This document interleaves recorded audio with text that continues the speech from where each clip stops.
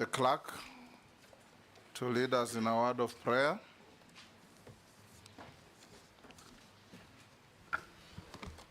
Right Honorable Speaker, honorable members, Secretariat, and our guests, let us pray.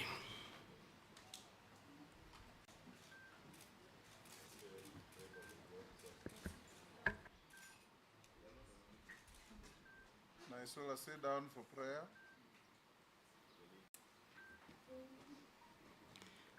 Almighty God, who in your wisdom and goodness have appointed the offices of leaders and parliaments for the welfare of society and the just government of the people, we beseech you to behold with your abundant favor us your servants whom you have been pleased to call to the performance of important trusts in this republic.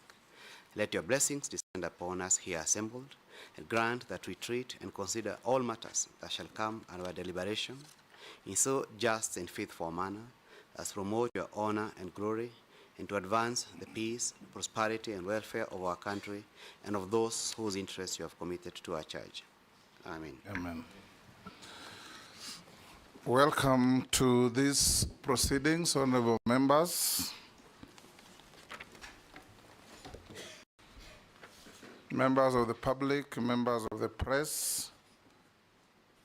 In the public gallery, we have members from the County Assembly of Kakamega who have come to attend these proceedings, and we have agreed to them to do so. You're welcome. You may take your seats. While you're up here, no cheering, no talking, you just listen. Honorable members,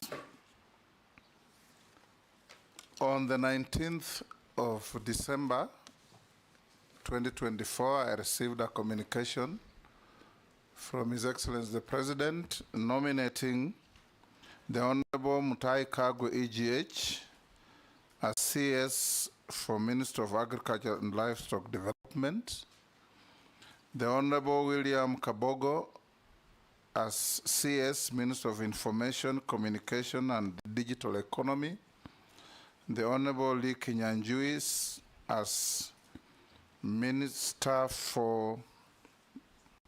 of Investment, Trade and Industry.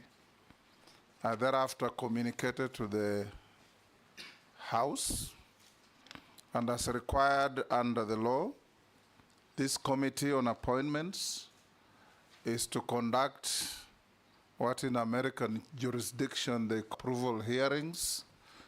In our jurisdiction, we call it vetting. Pardon? So that we can be able to assess the suitability or otherwise of the nominees in holding public office in the manner His Excellency the President has proposed to the House. We are going to have this proceeding start in the next few minutes, starting with the Honorable Mutahi Kagwe. Don't call him in yet. Thereafter, William Kabogo, and finish with Lee Kinyanjui. Honorable members, I have received a request by a gentleman called Aura, and his advocate called Harrison Kinyanjui. Wakili habari? Okay, get seated. Aura has asked this committee to have Harrison Kinyanjui appear before us and cross-examine Nominee Kagwe on the basis of a memorandum that they have sent to us. My direction, honorable members, is that under the Parliamentary Approval Act Cap 7F, Section 6 thereof, there is no contemplation in the Act of any contesting party to appear before this committee to cross-examine any nominee. The provision of the law is that whoever has any issues on a nominee deposits an affidavit As the gentleman Aura has rightly done, such an affidavit is then commissioned by a commissioner for oaths, as it has been done, and is forwarded to the clerk of parliament within the time stipulated. It has been done, and the committee will then, in the process of conducting the hearings, put questions to the nominee if they wish on the basis of the affidavit, and the nominee who has been furnished with the affidavit would have responded to all the allegations therein. I'm advised that he has done, so the record is available to our support team, and whatever contents therein will form part and parcel of the findings of the committee in terms of its accuracy, its factuality, its veracity, and so on and so forth, in establishing the suitability or otherwise of the nominee. So to Mr. Aura and your lawyer, you're at liberty to sit in that gallery and listen to the proceedings, but the privilege of you appearing to cross-examine a nominee is not provided for in any law. This is not an adversarial proceeding, neither is it a trial. It is simply an inquisitorial process to find out whether the nominees are suitable or not. I think that clears the issue. I'll therefore direct that the first nominee, the Honorable Mutahi Kagwe, be brought in. Yes. Speaker. Yes, Majority Leader. Honorable Speaker, we are well guided by your ruling on that matter. And probably because Advocate Harrison Kinyanjui has many of our numbers. And last time we allowed Kenyans to contribute to the vetting process through text messages. Maybe you could also advise Advocate Harrison Kinyanjui. He can always, if he needs a follow-up question, he can always text any of the members present. Harrison, if you have any question that you think has been left out, you as truly here will receive it on my line or on any of the members. You are a well-known lawyer, and I'm sure you have sued some of these members here in different capacities. Send them messages, they will ask you questions. We have also received memoranda, like you were briefed earlier, against and for the nominees William Kabogo and Lee Kinyanjui. Will deal with them when they appear before the committee.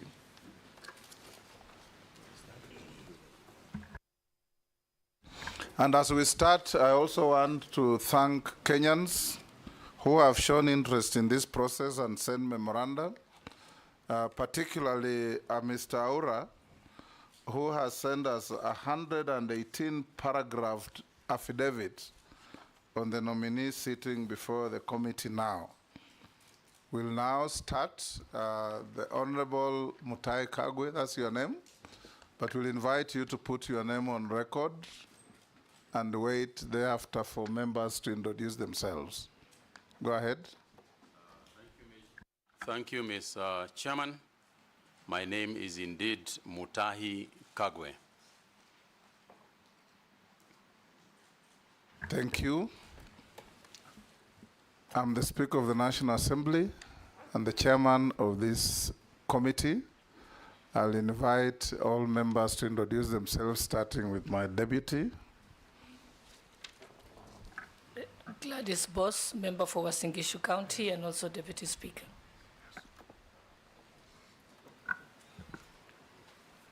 Go ahead with Majority Leader. Kimani Ishongwa, Member of Parliament, Kikuyu, Leader of Majority. Junet Mohammed, Member of Parliament, Sona East, Leader of the Minority Party. David Kosing, MP Pokot South. Nelson Koech, Member of Parliament, Belgut constituency. Gikaria David, Nakuru Town East constituency. Naisula Lesuda, MP Samburu West. Robert Mbui, MP Kadhiani, Deputy Leader of the Minority. Owen Baya, MP Kilifi North, Deputy Leader of the Majority Party. George Gitonga Murugara, Member of Parliament, Tharaka constituency. Ferdinand Kevin Wanyonyi, Member of Parliament, Kwanza, Trans Nzoia County, member of this committee. Abdul Rahim Daud, MP for North-Imenti, Meru County. Mase Mary, MP Teso South, Busia County. Abdi Shuria, MP Balambala, Garissa County. Honorable Mishi Mboko, MP Likoni, a member of this committee. Rehab Mukami, County MP Nyeri, member of this committee. Didoraso, MP Saku, Marsabit County. Stephen Mule, MP Matungulu, Machakos County. Honorable Speaker, my name is Samuel Njoroge, Clerk to the National Assembly. We have a strong secretariat today, Honorable Speaker, supporting the committee.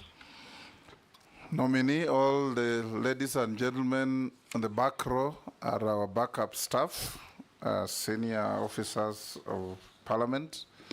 We also have members of the Fourth Estate present. In the words of Edmund Burke, the most powerful estate in any establishment. We'll now invite you to take an oath.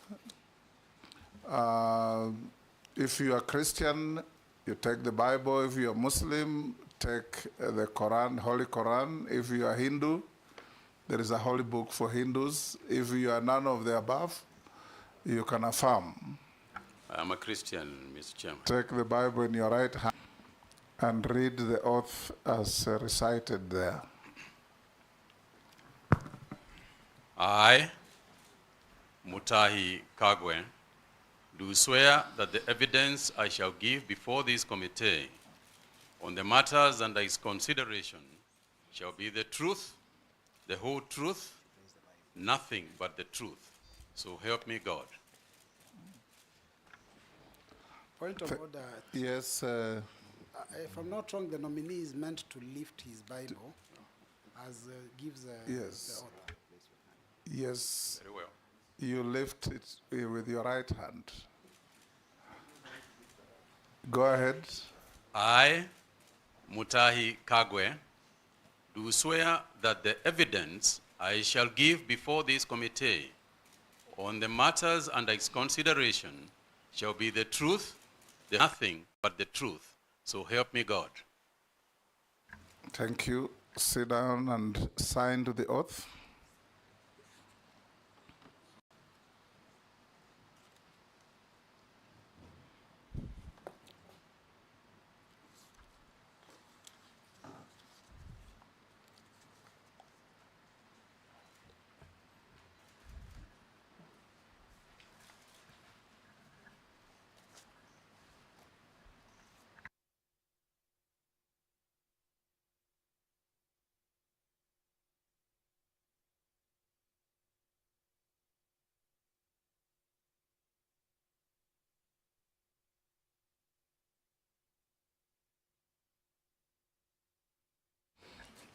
Having signed to the oath, nominee, if you have your documentation that the invitation directed you to come with, pass them on to the sergeant to give the clerk.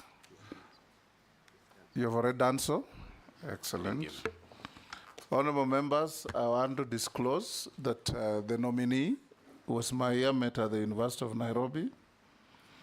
The nominee and I served in the cabinet of our late President Mwai Kibaki. That, however, will not in any way impair or affect my capacity to question him on his suitability for the job for which he has been nominated. Thank you. Now, Honorable Mutahi Kagwe, in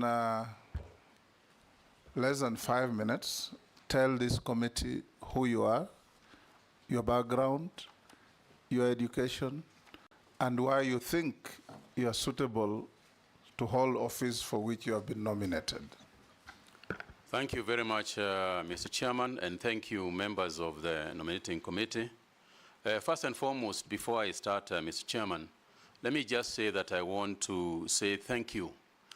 First, I would like to say thank you to God indeed, because that is why He is why we are here today. Secondly, I wish to take this opportunity to thank His Excellency, the President, for this appointment or nomination, which I hope will be approved by this committee. Thirdly, Mr. Chairman, I very briefly will say that, as I said, my name is Mutahi Kagwe. I was born in Nyeri County, and Mr. Chairman, if you allow, as I go along, I will give the reasons. I will tie up the reasons why I think I'm suitable for this job with my background. I went to primary school in a rural school in Nyeri, and I think that is where I started the journey to this discussion here today. Most of you will remember that in primary school,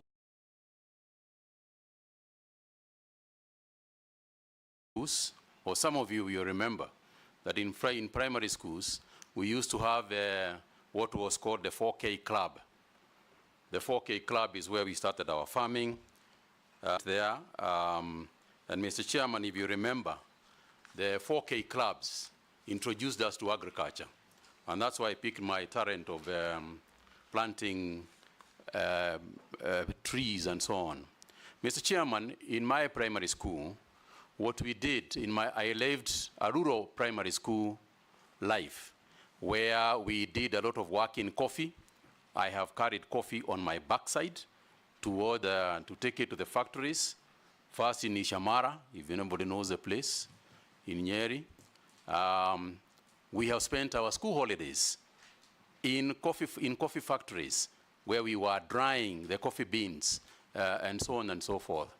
You know what 4K meant? Kuungana, kufanya, kuungana, kuungana, kuungana, kufanya, kusaidia Kenya. Yes. Thank you, Mr. Chairman. That's what it was. Yeah, and I was a member of that, and you two are a member. Yeah, that's what it meant. And Mr. Chairman, Majority Leader didn't know that. Yeah. I think he went to school when 4K was dead. Probably. But it is one of the things perhaps we should think about reviving as we go along. Mr. Chairman, I then went to Kagwe High School, where I studied for 6 years. But in the course of my studies too,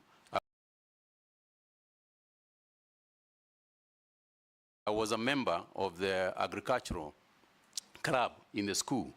And it is through the agricultural club in the school that we actually started eating eggs at Kagwe High School, because it is how we started the school poultry project. And I remember distinctly Mr. Gisheru, who was our teacher, leading that whole project, and just emphasizing to us the importance of agriculture at the time. But I was successful in Kagwe High School, and I went to the University of Nairobi, where, as you graciously acknowledged, Mr. Chairman, we were in school together, where I graduated with a bachelor's degree in commerce. And I want to talk about that commerce degree, Mr. Chairman, because a degree in commerce prepares you generally for business management.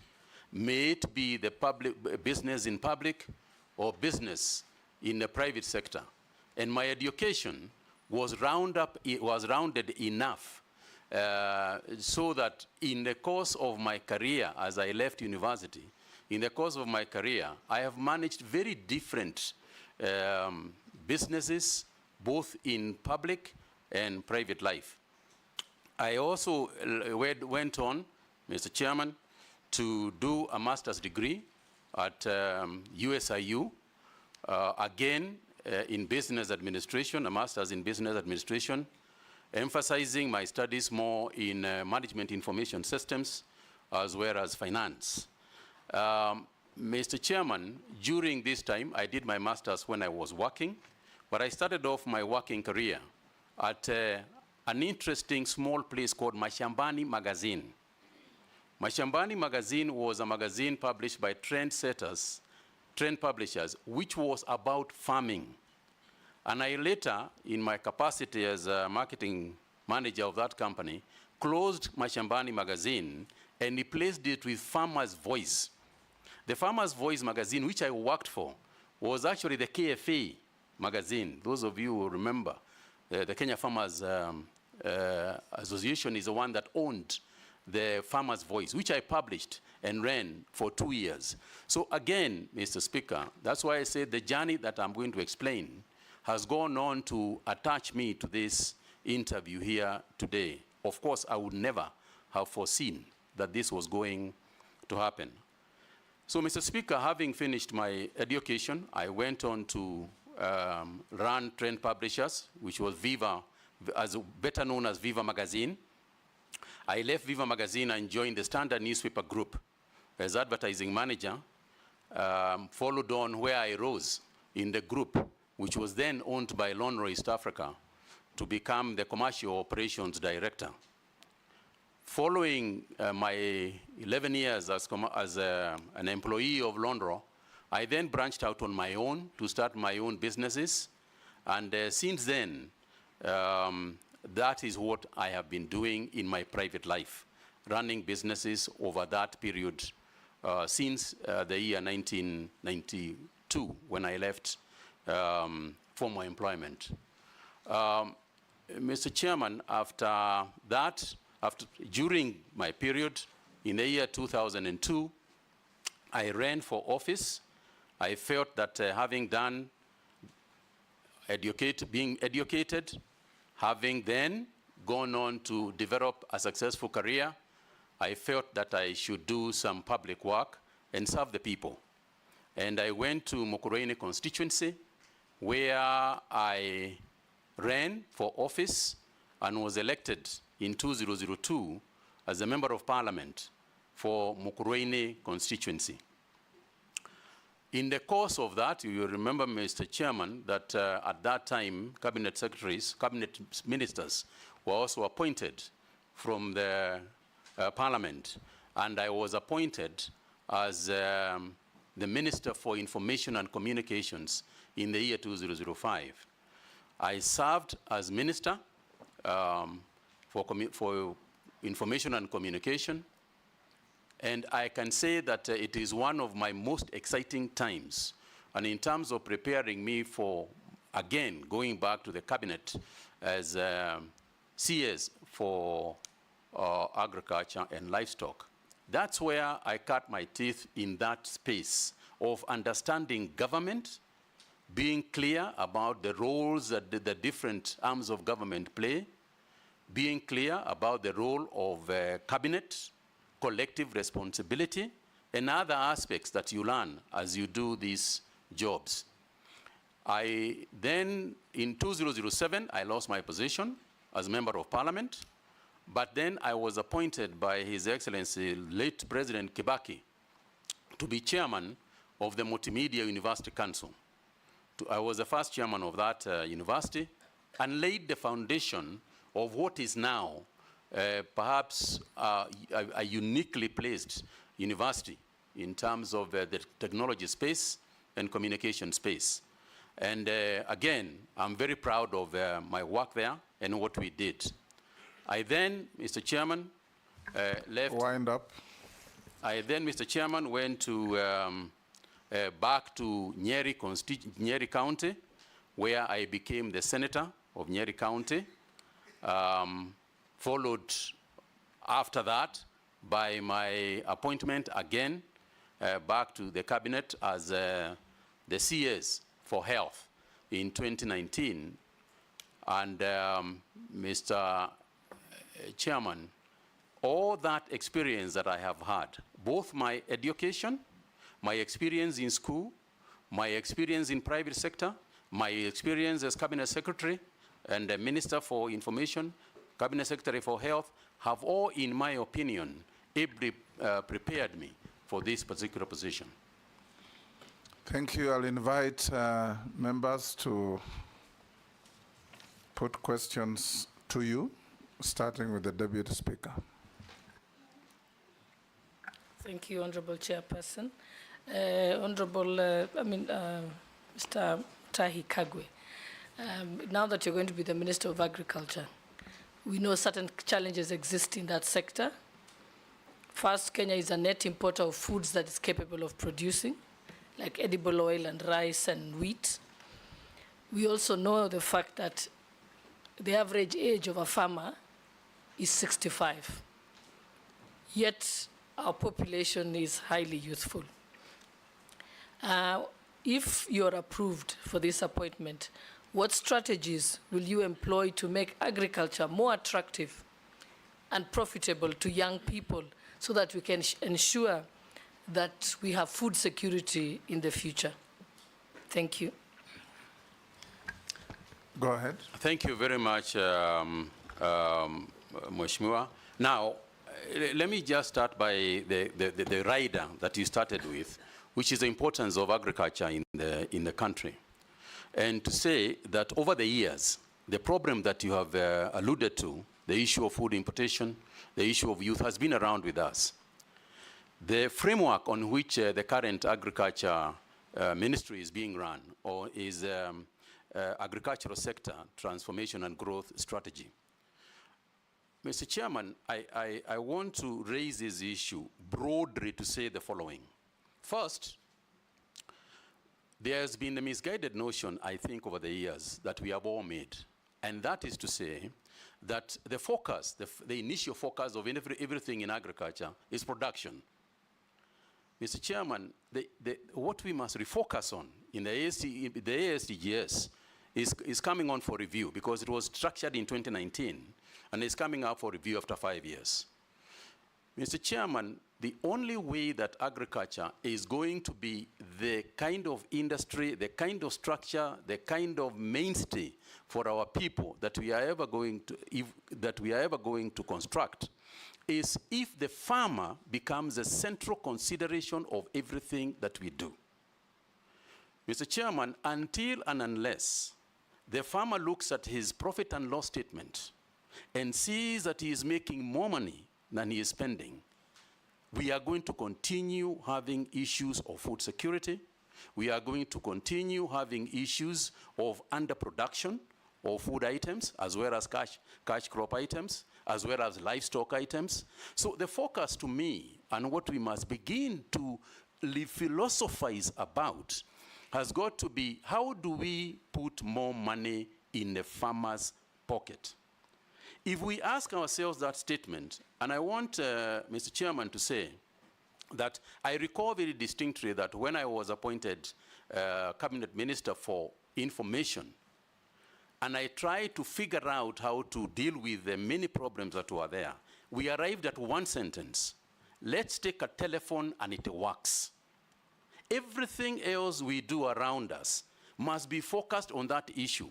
Whether we are going to get international gateways, whether we are going to license other players in the market, it is all should be about the concept of a telephone working. Similarly, if we are going to revive agriculture, the only way we are ever going to do it is when the farmer is profitable. When the farmer is profitable, we'll have enough food. When the farmer is profitable, we'll have enough for exports and so on. But no matter how many papers we write, no matter how many debates we have, no matter how much discussion we are going to have, unless and until the farmer looks at his balance sheet and says that income equals price times quantity, we are not going to succeed. So for me, therefore, when we look at the sphere, when we look at the entire agricultural space, then things that we do should go to that. You talked about the youth. Youth today, Gen Zs, millennials, and others, are about one thing if they are going to go to business. It's about profit. It's about making money. No youth is going to go to agriculture because we are urging them to go there. They are only going to go to agriculture if they are going to make money. And the only way they are going to make money is by taking the necessary steps that we have to make in order for agriculture to be responsive to profit making. Now, Mr. Chairman, this is very broad, and therefore you allow me space just to expand a little bit. There are many activities within the agricultural sector that we have to carry forward, that we have to do. For example, just to take youth as an example. In order for us to attract the youth into agriculture, youth have no land to grow food on. A lot of the young people don't have land. So we have to think broadly about how can we afford them land first. There is a lot of land, ADC and other organizations, private sector, land that is lying idle, that is not being used, that we can lease to these people. Now, in order for us to lease land to these people, we have got to make sure that the land, that the use of the land that they are getting is going to be profitable to them. Because that's why, in the first place, they are going to go for that idea. How are you going to do that? Our research organizations must ensure that we have done proper soil analysis. Our seed people must have the correct seeds so that people can plant seeds that germinate, seeds that produce the correct product. We have got to plant the right crops in the right places so that they can grow en masse and produce more per acre. So we have got to use the technology because youth are interested in technology.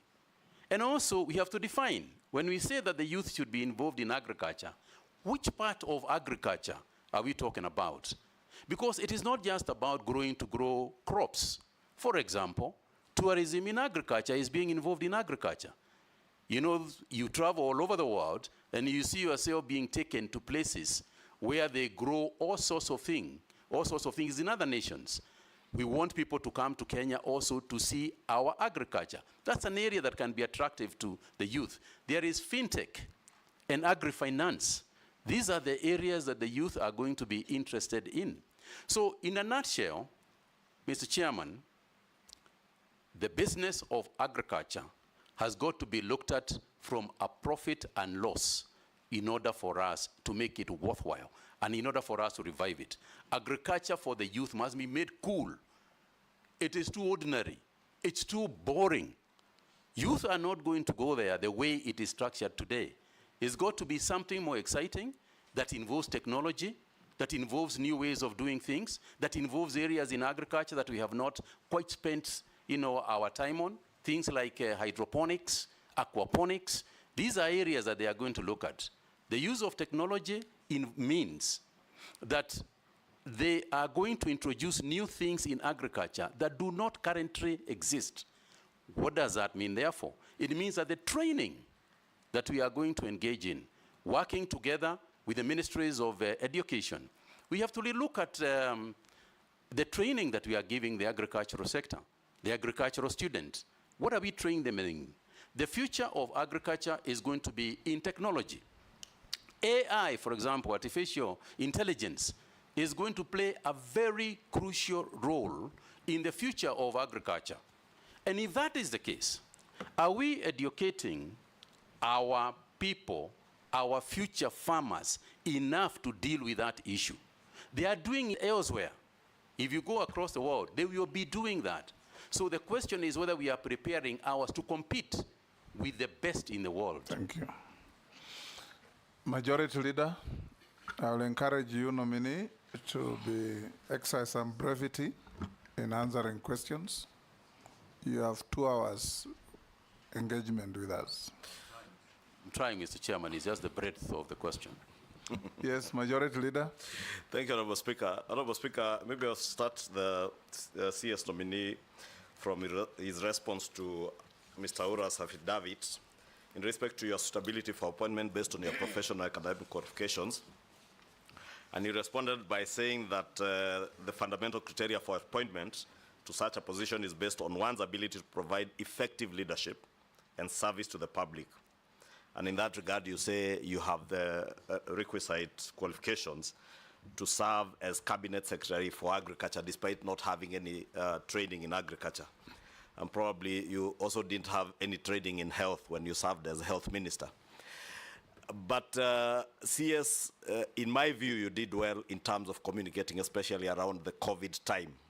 You were on TV. In fact, people christened you the COVID CS. I would want to hear what exactly you intend to do, because again, in my view, we have had a communication problem, and more so in the State Department for Livestock and also the State Department for Agriculture. You remember last year the issues that we had with subsidized fertilizer procurement and the communication that came around that issue.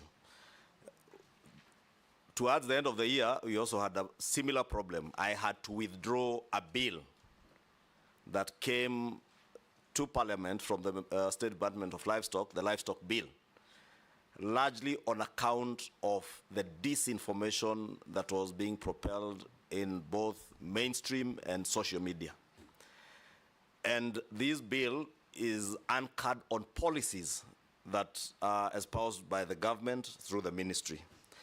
I would want to hear what you intend to do now as Cabinet Secretary. One, to provide that effective leadership within the ministry, to communicate effectively to the public what is contained in the bills that you will bring to Parliament, because Parliament tends, and in this case, my office of the Leader of Majority, we tend to take the flak from everybody, believing that all legislation that comes from government is authored by parliamentarians and the office of the Leader of Majority. So I want to hear first what you intend to do to ensure that there is effective leadership in terms of communication. And as I said, in my view, you have done well in your previous postings, whether it was in ICT or in health. To CS, I've also noted from your CV and the documents that have been submitted, as Cabinet Secretary in the past, you have served for 2 years in all the ministries you have served. Is it coincidence or fate? Because you are CS Health for 2 years, you are CS ICT again for 2 years. Are you going to be CS Livestock Agriculture for 2 years since you are being appointed in 2025? I don't know whether it's fate or by design. Lastly, you have spoken at length on the nexus between farming and the profit and loss for the farmer and what you would want to see in the ministry. We have also heard from government, especially from the president, that we have now as a country fixed our production side. I would want to hear, and again, based on your training as a student of commerce, what exactly do you intend to do to ensure that there is a proper nexus between the productivity that we are saying we have increased, whether it's sugar, whether it's maize, whether it's rice. How do you link that to markets? And bearing in mind that coffee, the coffee you are speaking about drying in your younger years, most of the marketing is on the Ministry of Agriculture. It's in our State Department, in cooperatives, I think. Whether it is milk, again, you produce, the marketing is with someone else. Coffee you produce, tea you produce, marketing is done by someone else. How are you going to create that nexus to ensure that also the country benefits from your experience as a marketer and as a student of commerce to make farming profitable, not just for future farmers, but even for our current farmers, many of who probably are not as tech savvy as the younger generation. And I would really want, I was looking to hear when you spoke about the P&L, how you intend to get that nexus between the good productivity that we now have to making profits for farmers to make it profitable, because that's the only way you'll be able to sustain. This sector has been riddled by cartels, whether it is in the tea sector, coffee sector, milk sector, there are cartels all over. And we have seen in the past people come into this office, very good-looking people like yourself, with very good intentions, but they get swallowed by the cartels. Thank you. How do you intend to protect yourself from being swallowed by these coffee cartels, tea cartels, milk cartels?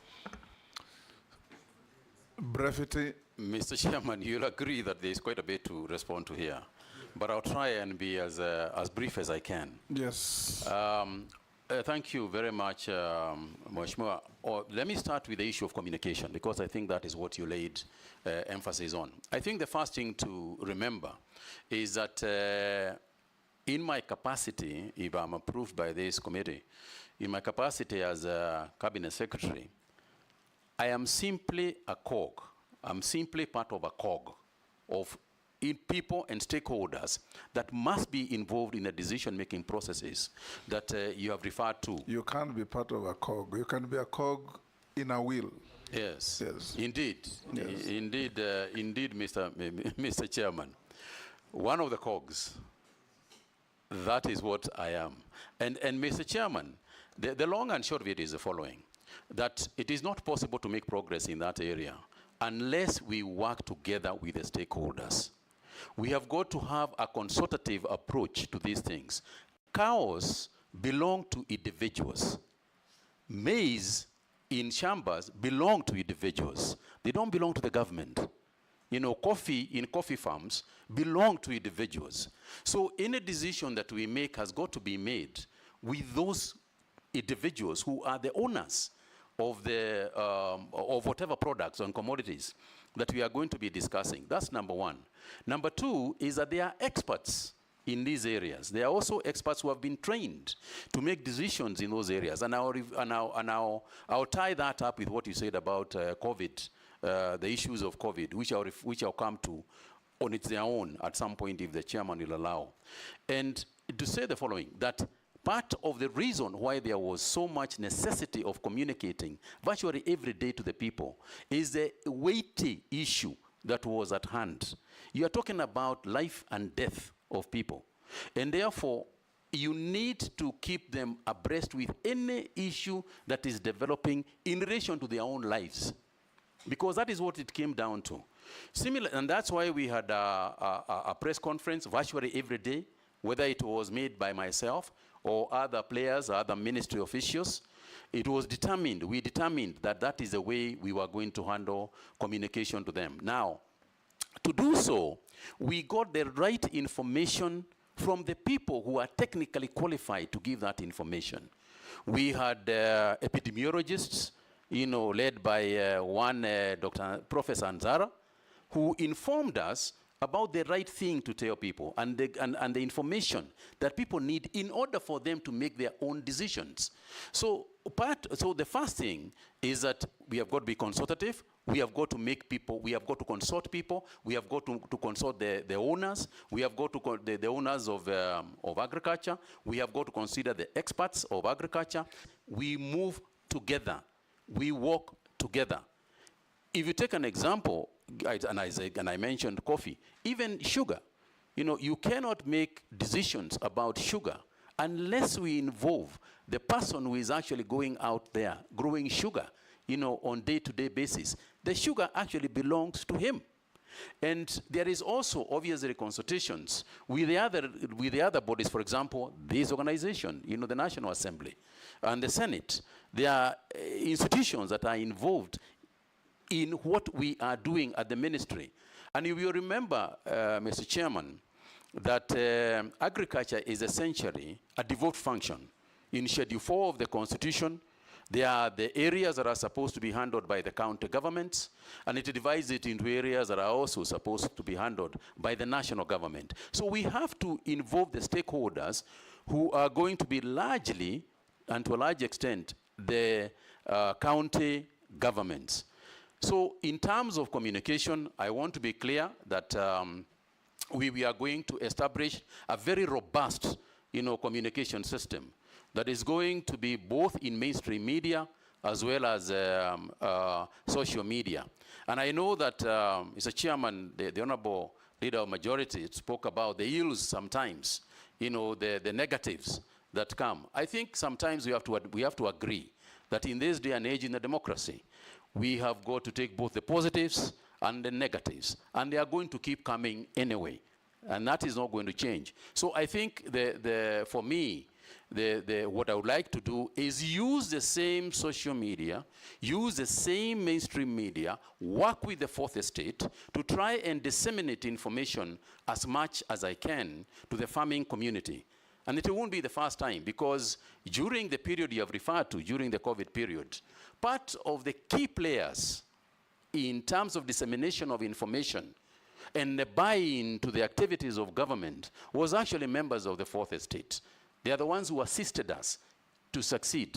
And I want to say that my intention is to continue to work with the fourth estate as openly and as transparently as I can. We will be criticized, and that's fine too, because oversight is part of their job. So I intend to keep very closely, to work very closely with them. There is the area of social media. Social media is an area that has come to both help us. It helps us a great deal. There is also the negativity in the social media. And I know that, Mr. Chairman, if one were to talk broadly and say leadership has been made that substantially harder, through social media. But part of the hardship hardship and headaches that one gets from social media is also part of the way that we can communicate more easily, to our people, because they are also on social media. And that which you cannot change, you might as well use, because we are not going to be able to change some of the communication channels that exist. And indeed, we can use them very positively for ourselves. Mr. Chairman, there was a nexus that the Honorable Leader of the Majority wanted me to explain, and that's the issue of the PLL and the production capacity that has clearly increased. It's a fantastic example of what I'm talking about. The reason why the production has increased is twofold. One is because of the good climates that we have fortunately experienced. But two, and to a large extent, is also subsidized fertilizers. It's part of the reason why this increase has come in almost all products, both cash crop and as well as food crops. There has been an increase. Now, when you increase production and you are able to save on post-harvest challenges, it means that the farmer gets this bigger quantity that he has got. But the market is huge. The market for these products is not just here. The market for both livestock as well as crops is both in Kenya and external. Information about the markets is what has largely been missing. And part of this is also the deployment of technology. Because now with a mobile app, you are able to tell where tomatoes have got better prices instantly. But this information is around somewhere, floating somewhere in the market. It's our responsibility as ministry to make sure that that information is available. You also alluded to the issue of the fact that the marketing aspect of most of those cash crops, the boards and everything, is in the Ministry of Cooperatives. That's fine too, because we work in a collective area. We have collective responsibility.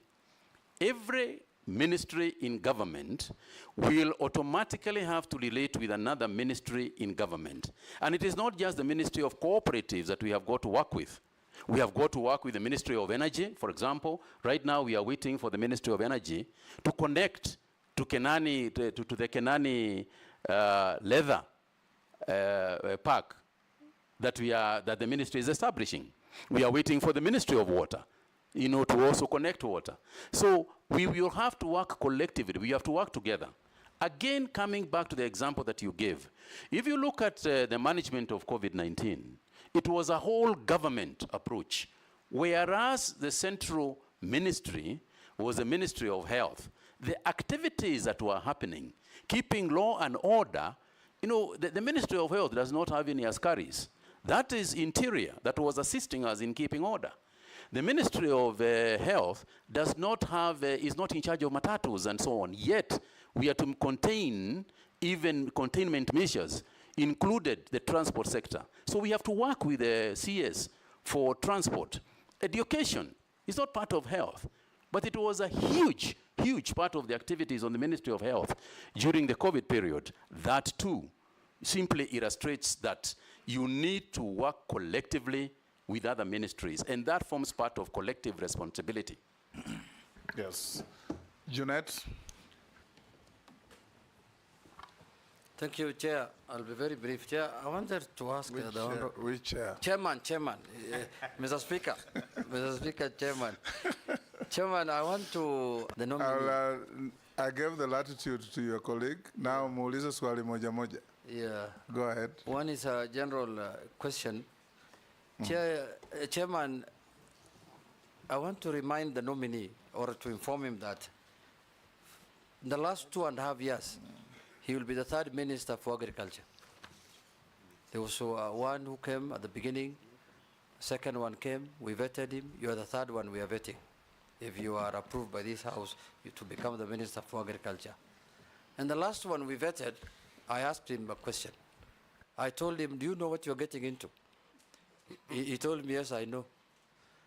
I want to ask you also, do you know what you're getting into that ministry? You need to tell me more what you think of that. The second issue is the people or the ministry concentrates so much on agriculture and normally forgets about livestock. And in many countries in the world, their GDP growth is even contributed much higher by livestock than agriculture.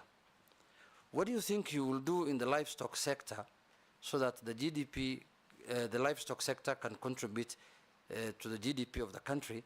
And what is your position on the vaccine that's being proposed to give to livestock in this country? What do you think it is? Or how will you implement it? Or what are your views on that thing? Point of order. Yes. I think if you allowed 3 questions, because many of the questions, you will easily answer them with many responses. Yes, that's what I was going to do. Okay. Posing. Thank you, Chairman, Speaker. To the nominee, Honorable Mutahi Kagwe. Following what Honorable Junet said, many people think that the Minister of Agriculture is crops, forgetting the bigger, which is livestock. My question will be, what will you do, particularly the pastoralist people, who keep a lot of animals, but during let's say, drought or something like that, they lose all of them. What would you think, or what will you do, or what will you tell them to listen, that even before drought, for example, that you can buy all of these animals, and then give them money to wait until drought goes, then you bring number 2. What, you are going to be Minister of Agriculture. Where is agriculture? There's no agriculture in national level, in my view. If you look at also first schedule of the Constitution, agriculture is devolved. So when you are minister for who or for what at national level? Are you going to be marketing officer of agriculture, or what is it? And yet agriculture is at level. My proposal will be, or what I want to hear from you, what nexus or structure, legal structures or implementable structures that will be between you yourself and the counties. Because without counties government, without county people, agriculture will just be almost, at national level, it will be a talk show if you don't bring in counties in terms of implementation. Thank you, Chairman. Nelson? Thank you very much. Many commentators, Mr. Honorable Mutahi, believe that you did actually handle the COVID-19 quite brilliantly. But however, there are questions and of misappropriation, massive theft at that time, particularly in Kemsa. There are cases that have been handled by this House, particularly by the Parliamentary Accounts Committee, and I just want to draw your attention to a few of them. Number 1 is a question on expenditure of 2 billion on budgeted items in breach of regulation in 2015. Rather, Regulation 2015 requiring public officers to act in the government's interest to be aware on essentials of vote control process. There's also single sourcing of COVID masks supplied contrary to Section 69(2) of the Public Procurement and Asset Disposal Act. I will not highlight all of them, but most importantly also was the acquisition, nominee on vaccines. It is believed that you failed to account on the procurement of 1.6 billion worth of vaccines, and it is still a subject of investigation by this House. What do you have to say about all that was said at that time, that there was a lot of misappropriation in Kemsa? Number 2, I come from an area which predominantly grows tea, and I want to hear, and I will like to read so that I don't misadventure, that tea prices in Mombasa auction were on a downward trend in 2022, forcing the government to establish a minimum reserve price of USD 2.6 for the teas from the east of the rift and the USD 2.4 for teas from the west of the rift. This initiative was aimed at stabilizing the market and addressing the declining tea prices at the Mombasa auction. However, the current pricing structure has resulted in several millions of teas being unsold, thus resulting in stagnating warehouses and facilities. What strategies will you implement to alleviate the situation? Additionally, is government interference in this manner necessary in a free market, and how can it be balanced to ensure market stability without causing adverse effects? Thank you. Thank you, Chair. Honorable nominee, I sit in a committee of environment and forestry, where climate change is a huge topic. And most of the time, whenever we go around, over and above the environmental issues, farmers do ask about this climate change, which affects agriculture, be it crop, be it livestock, and things like that. And the issue that always comes is that they don't have any information as to, initially we used to know Kenya, by around February you start preparing your land for purposes of planting and things like that, but it is no longer. So what policy are you going to put in place to try and address the climate change issue, which is affecting agriculture? And lastly, Chair, it's about somebody has just asked me from the constituency regarding what is your view on this livestock vaccination, the debate that is going on. What is your view? Thank you, Chair. Answer those from Thank you. Honorable Junet down to Gikaria. Thank you very much, Mr. Chairman. Let me start by answering the Honorable Junet's question, which relates also to one that had been asked by the majority leader about the 2 to 3 years, which because they are kind of the same, because I'm the third minister, is to say that I've been happy to serve, no matter how the period, you're happy to serve, because the idea is to make a difference. And sometimes it is not how the length of time that you do a job in, it is what you put into the time that you have got that you can make a difference in. I have no idea why 2 years into government, I was invited by the 3 previous, including the current president, because obviously they are appointing authorities. But I want to answer your question, and perhaps related to also to Honorable Koeshi's question. You asked me whether I know what I'm getting myself into. And from the questions that you have heard from Honorable Koesh, yes, I can relate to your question and what you are asking regarding the prices and so on. Mr. Chairman, you will remember that one day in 2020, I stood outside Afia House, and it is on record even in the media. I pointed at Afia House, and I said that there are many cartels in this building. I said it myself. It was not said by other people. I am the one who said it sitting in there. So as I went into the ministry, I was quite aware that there are cartels. And I'm quite aware that even this one, there are cartels in it. That's the first thing. The second thing is to say that cartels fight back. Cartels will fight back. And some of the stuff that you are hearing coming out is a question of cartels fighting back. Not only would I expect them to fight me back once you start fighting them, in fact, I'm ready for the battle because I know the battle is going to come. And the cartels will definitely fight back. But I want to say that irrespective of the war that is clearly going to be there, there are sufficient people in Kenya. There are enough people in the ministry. There are enough people in Kenyans out there who are going to be extremely supportive in that fight.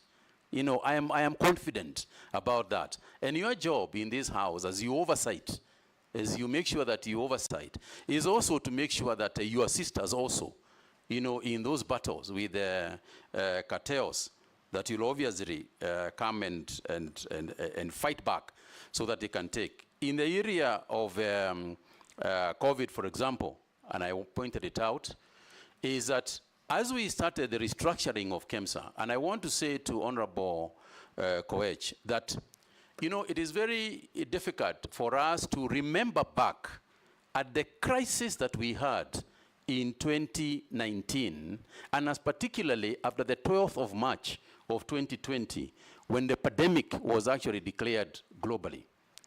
Mr. Chairman, we were faced by a severe situation.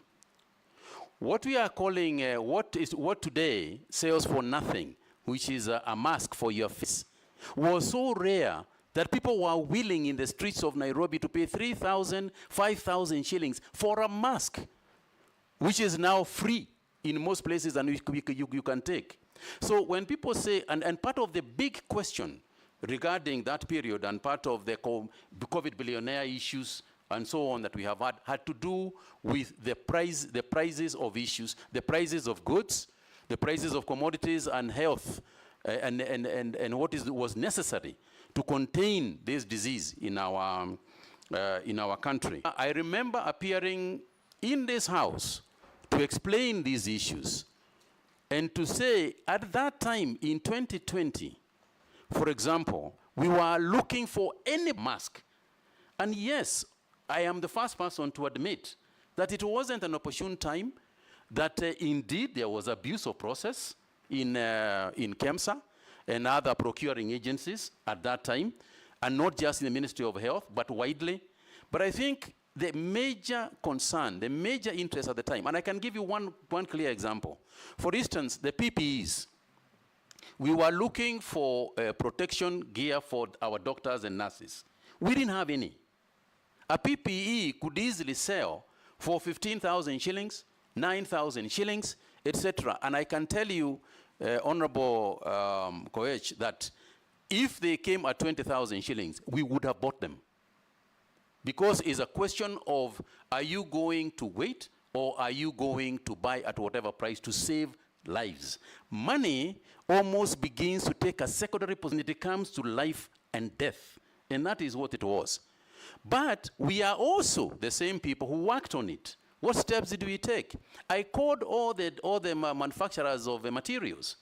I sat outside my office with a bottle of water, testing materials to see whether they could be able to be used for PPEs with the experts in the Ministry of Health. And consequent to that, we were able to use our own people in Shona, in Athi River, in Nakuru. We were able to use our own people to produce the same materials at a quarter of the price. And now today, the same PPEs can be produced in our country at 2,000 shillings or less than 2,000 shillings. So it wasn't an appropriate time. A lot of mistakes were made, and I'll tell you that and confirm that indeed there were mistakes made.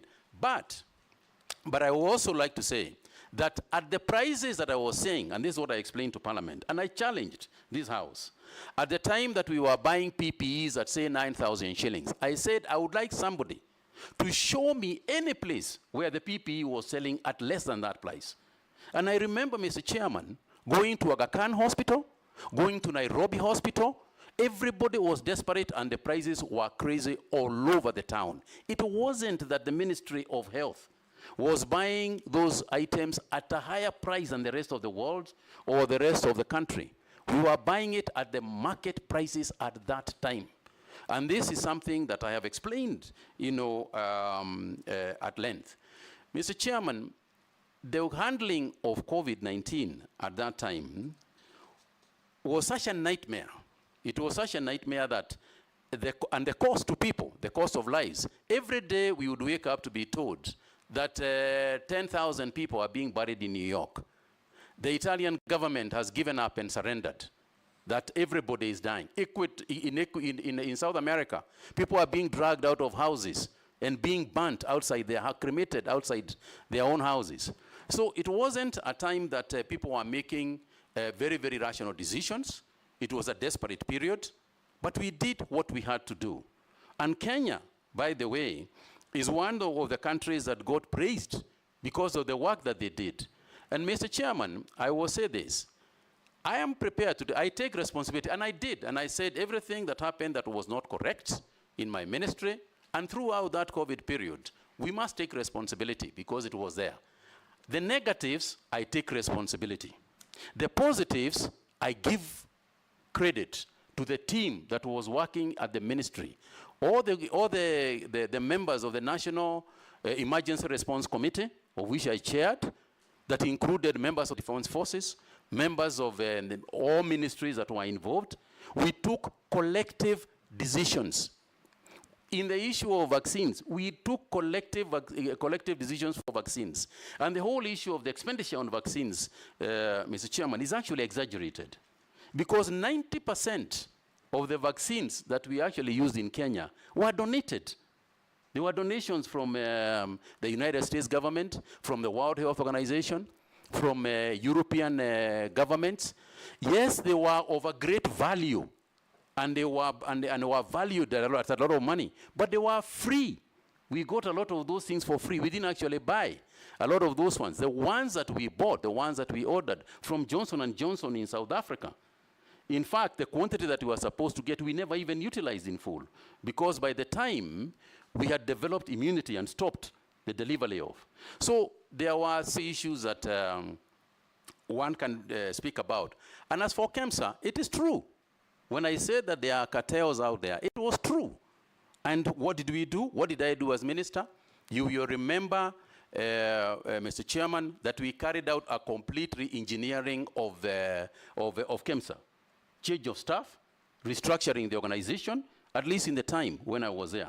So we did take action about it. And I'm the one who invited the investigating authorities to come and go through it so that we can see how we can change the entire structure to do a better job in a crisis like that. For me, Mr. Chairman, what I say is that I hope, because there will be another pandemic, it is not a question of whether it will be there. It's not a question of if it will come. Looking at the global situation today, it is very likely that we are going to get some zoonotic and other pathogens that will cause pandemics in the future. And it's a question of being prepared for it and hope to God that there will be somebody sitting in those offices where he or she will have to make some very difficult decisions, notwithstanding the fact that eventually they could be verified for those decisions. But I hope to God they will have the guts to go on anyway and save lives. Mr. Chairman, on the issue of tea, and I know that this is an issue because of the tea that is actually lying in Mombasa, at the Mombasa auction. Mr. Chairman, I know that my predecessor had set a committee to deal with the issue of tea. And I want to say that I agree with those people who are saying that there is an interference of businesses that governments can go to a length to do and mess the process in the first place. So there is a degree of regulation that you want to carry out, and indeed we will carry out some regulation, but the regulation will be to improve the market. Our job, as you asked about what is the ministry going itself doing, given the fact that it is Schedule 4 divides it amongst both the county governments and the national government. I think if you look at Schedule 4, you'll see that the breadth of involvement of the national government is quite large. And if you are involved in the policy, if you are involved in research, if you are involved in financing, if you are involved in creating markets for these products, then you will have to work, as you rightly said, in the joint committee of both the county governments and the national government. Again, I would like to confirm that this is not the first time I'm going to do this. During the COVID period or during my days as Cabinet Secretary for Health, that's what we did. We had constant communication. We had several meetings with the CECs for health. And I can tell you, Mr. Chairman, we even managed to bring in to the ministry the CECs for health to be part of the teams in the Ministry of Health at headquarters. so that you can create the linkages between the county governments and the national and the national government. So part of the price stabilization is to make sure that we are opening new markets. You know that our biggest competitors in the tea sector is China and India, and they have got varieties of tea that they produce. But we must also ensure something else as we, and this is where the regulatory framework comes in. We must make sure that even as we talk about the prices, we talk about the quality of tea that we are producing. We must ensure that we have got a minimum regulated quality of tea that can be called the Kenya tea. Because unless we do that, our tea is famous all over the world because of quality, not because of the quantity. So we must ensure that we preserve and secure the quality of our tea as much as we can, even as we open new markets for it. Mr. Chairman, yeah, sorry. No, touch on overemphasis on crops as opposed to livestock. I was getting there, Mr. Chairman. And then climate change. Yeah. So that we go to other questions. I was getting there, Mr. Chairman.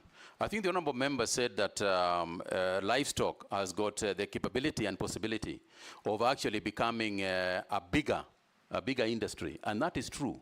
Because if you look at countries like Ethiopia, our neighbors out here, the leather industry in Ethiopia is huge. But again, Mr. Chairman, we must look at the livestock farming in its holistic form. Because when we talk about the animals that are grazing, we have to go back to that farmer. And I said earlier, and I go back to it, we have got to make sure that that farmer is earning his bit.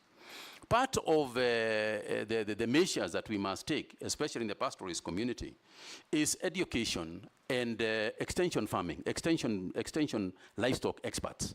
They must talk to our livestock grazers and our livestock keepers and the breeders themselves. Because part of the way that we can develop the leather industry is it comes back all the way to the skin that the animal is walking in. Because that is where the quality of the leather first starts. For example, if you have got barbed wire in the compound and a cow grazes along the barbed wire and tears just a little bit on its skin, that leather is already affected. It is as complicated as that. Mr. Speaker, you'll find that the leather that we are producing in terms of quality is second and third grade. So we have got to go back to the farmer and say, as you keep the cow, since you want to make money, make sure that the skin, the hides and skins are taken care of. We must go all the way to the guys who are not just feeding the cows. What feedstuffs are we giving these cows? And you'll find that when we are looking at a basic cow for export, 200 kilos is the average weight of our cows. Out there, they are looking for 350 kilograms cows. So in terms of meat, in terms of hides and skins, it's an area that we need to work on and improve. And we need to work with the pastoralist community. We must sit together and work on those ideas that are there. Because there is nothing very, very new. They know it. Now, when it comes to the leather industry, the formation of the leather park in Machakos is a huge development for us. It's a big thing. And so we must make use of it. This is a time when we can get the Gushis of this world, coming here so that we can make proper leather. The affluent plant, which has already been constructed, is actually the biggest single contribution in terms of the leather industry that we want to develop.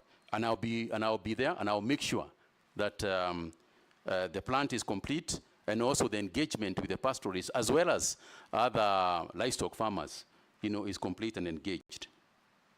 Mr. Chairman, I also want to talk about the policy on insurance, because I think it's crucial.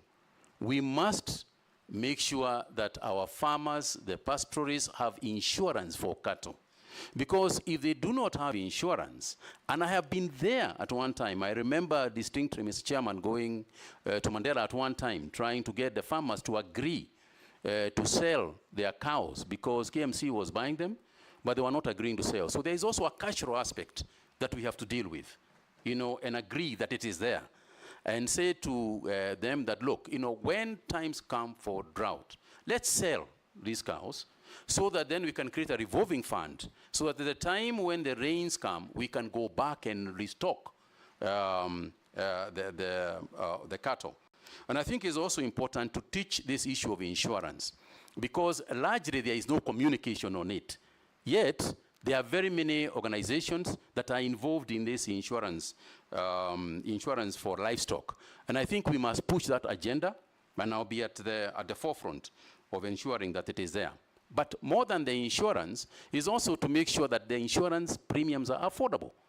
So there is no point of saying there is livestock insurance, but the insurance is too high. People can't afford it.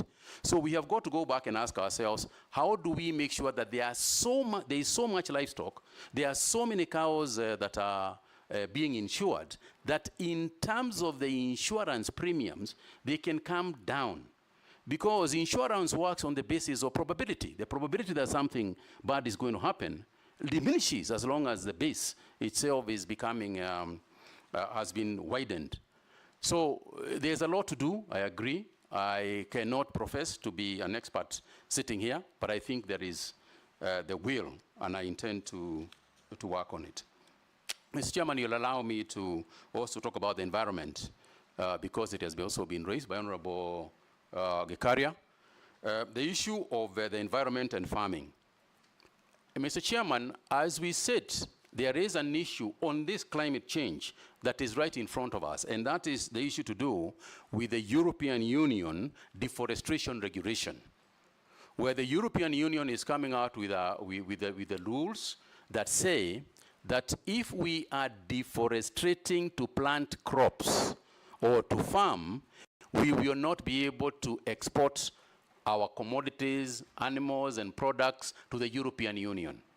Now, this is something that we can't afford because that is our biggest market for virtually most of our agricultural products. So it is not just because they are asking us to do it. And Mr. Chairman, I like to say that in terms of what the Europeans have set as a standard of climate change or climate specifications that they want to set, in my opinion, Kenya is actually ahead of it. Because, Mr. Chairman, not only are we not cutting forests in order to plant things like coffee. For example, in the coffee sector, we are actually planting trees in the coffee farms. We are planting grevillea trees that grow in tandem with the coffee. In any event, coffee is a tree itself. So when it comes to the issue of planting, being the EU DR regulations, I think we are going to meet I suppose the deadline is this year, but I think we are going to discuss with them and meet that their demand. But more importantly, Mr. Chairman, is that agroforestry is also agriculture. And his question was, the farmer used to know that you planned at the end of February, the rains will be there 1st March. Now it's not the case. How are you going to keep information flow to the farmer on the changing patterns of weather? I'll get there, Mr. Chairman. That's what he asked, and yeah. I'll get there, Mr. Chairman, but I did want to raise this issue of EUDR because it is part and parcel of this thing of climate change. And Mr. Chairman, technology is going to assist us. The biggest thing in terms of the Honorable Gikaria's question is technology. We all know that these days, the meteorology department can actually predict very well. If you look at your mobile app and look at it, we can predict very well. There was a time when we talk about Rasha, pale na pale, which was never going to happen. But I think that we are very confident. And as AI develops, the predictability and our ability to tell the weather is going to become more and more precise. And therefore, and at that point, what then do we do? Because information is one thing, but what do you do when you do it? We need drought-resistant crops, drought-resistant animals that can withstand higher heat and longer and higher temperatures that currently exist. This is a scientific issue, and we are going to work with the research organizations to make sure that at least we mitigate part of what can be very severe natural disasters. Thank you. Yes, Janet? Chairman, I know the nominee was once a politician, but he has cleverly evaded the issue of the vaccine. And we know each other why he's doing that. Mr. Chairman, it is indeed true that I was once a politician, but that is not, but I wasn't evading the question, because the matter is fairly simple to me, and in consultation with those in agriculture, we have also come to the same conclusion. I think the long and short of it is the following. Number one is that my understanding is that the whole vaccination process is to address two diseases. It is to address the PPR and foot and mouth disease. That's what the issue is about. Mr. Chairman, you know, talked about earlier about social media and what can be propaganda and otherwise. And I think the most important thing is to involve those involved in the industry, including the members of this House, is to involve those involved with the information that we have. And say, this is a vaccine, it is being made by Kevavapi, who are our own people.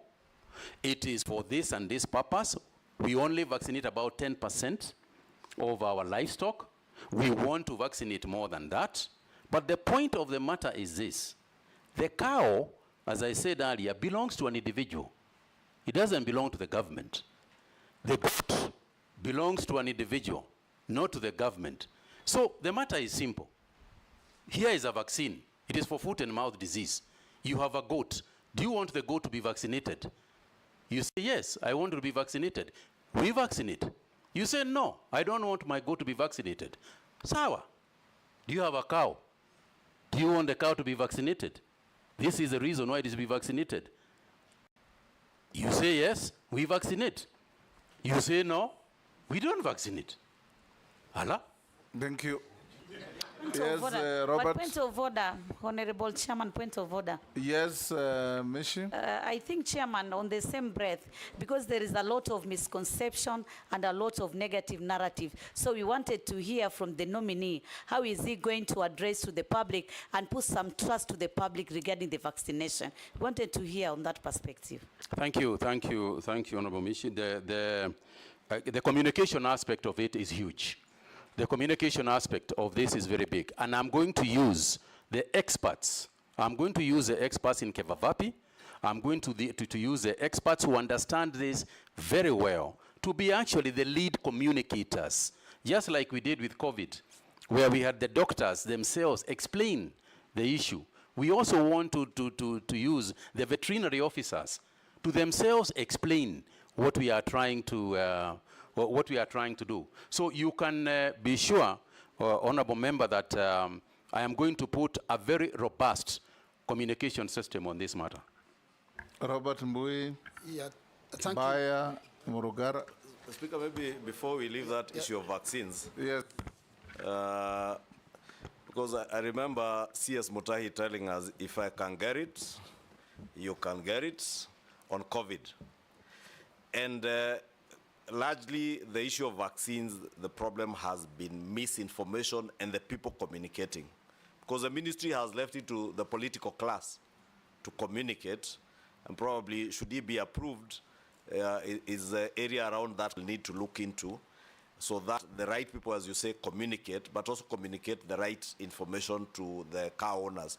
Because again, if we leave it to the members of the public to decide, since the cow is mine, and I base my decision on misinformation, I could decide not to vaccinate my cow to my detriment and the detriment of the country's productivity, Probably, since he has already answered that, but just for information, Honorable Speaker, that should he be approved, that's some of the challenges you find. Thank you, Honorable Member. Hold As I there, said, you'll come to sorry. that. Robert? Yeah, thank you, Mr. Speaker. The nominee says that he's very passionate to assist Kenyan farmers. Now, I have very quick concerns. One, there was this major scandal of fake fertilizer that made our Kenyan farmers lose very heavily. With your passion, will you consider initiating a process of compensating those farmers that lost, negatively, that were affected negatively by this scandal? There's also media reports, and this is what members here are talking about, indicating that despite there being no budgetary allocation, this issue of, livestock vaccination is actually being propagated by multinationals that want to test, vaccines on our animals. What is your comment on that? And finally, the government has been accused in the recent past of regulation of private business, especially agriculture. I mean, there's regulations on you have to get a license to grow, a license to harvest, a license to transport, a license to store, a license to sell. What is your comment on that? Thank you, Speaker. Thank you very much, Honorable Speaker. Nominee, I would like to ask you the following question. One, just on the oil crops and the cost of edible oils in Kenya, there has been a over-reliance on the importation of edible oils. And yet this country, especially at the coast, has huge potential to actually bring down the cost of edible oils and actually grow our GDP. Crops like coconut, cashew nuts, ground nuts, and many other nuts that grow at the coast. But there has been little investment in this sector, especially there, and farmers there feel that they have lost their land, and production, and there's nothing they get out of the land because government has not invested in these crops. What will you do if approved as Cabinet Secretary to ensure the people at the coast do not continue to suffer loss of productivity? Secondly, what is your position on GMO crops in Kenya? What is your position on the genetically modified organism crops in this country? Thank you, Honorable Speaker. Murugara. Thank you, Mr. Chairman. My question is on value addition to agricultural produce, and this involves crops and livestock production. The first one is that the reason why farmers are actually finding it difficult to get into agriculture is because they have to sell their crops raw without any value addition, as a result of which they are so cheap that it is expensive to grow them, it is cheap to sell those crops. Number two, also use of prohibited pesticides and chemicals to spray the crops. And when it comes to livestock, to actually vaccinate, as you have just explained, and to treat the diseases that affect our livestock. Some of the chemicals we use, pesticides, are banned in countries where we are supposed to be selling those crops. Likely to do so that you are able to cut the niche of the market out there as regards our agricultural crops and our livestock. Ferdinand.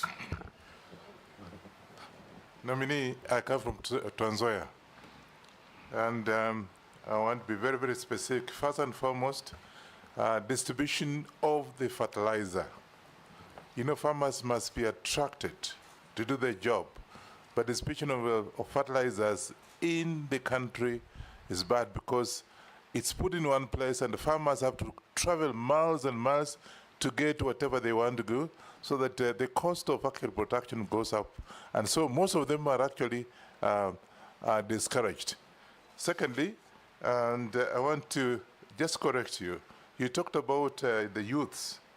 I think you have to get the youth to get into extension services, because that is very, very important. And for you to get this youth, you must have a program to attract the youth so that we have these extension services so that the youth can be able to go there and do some work.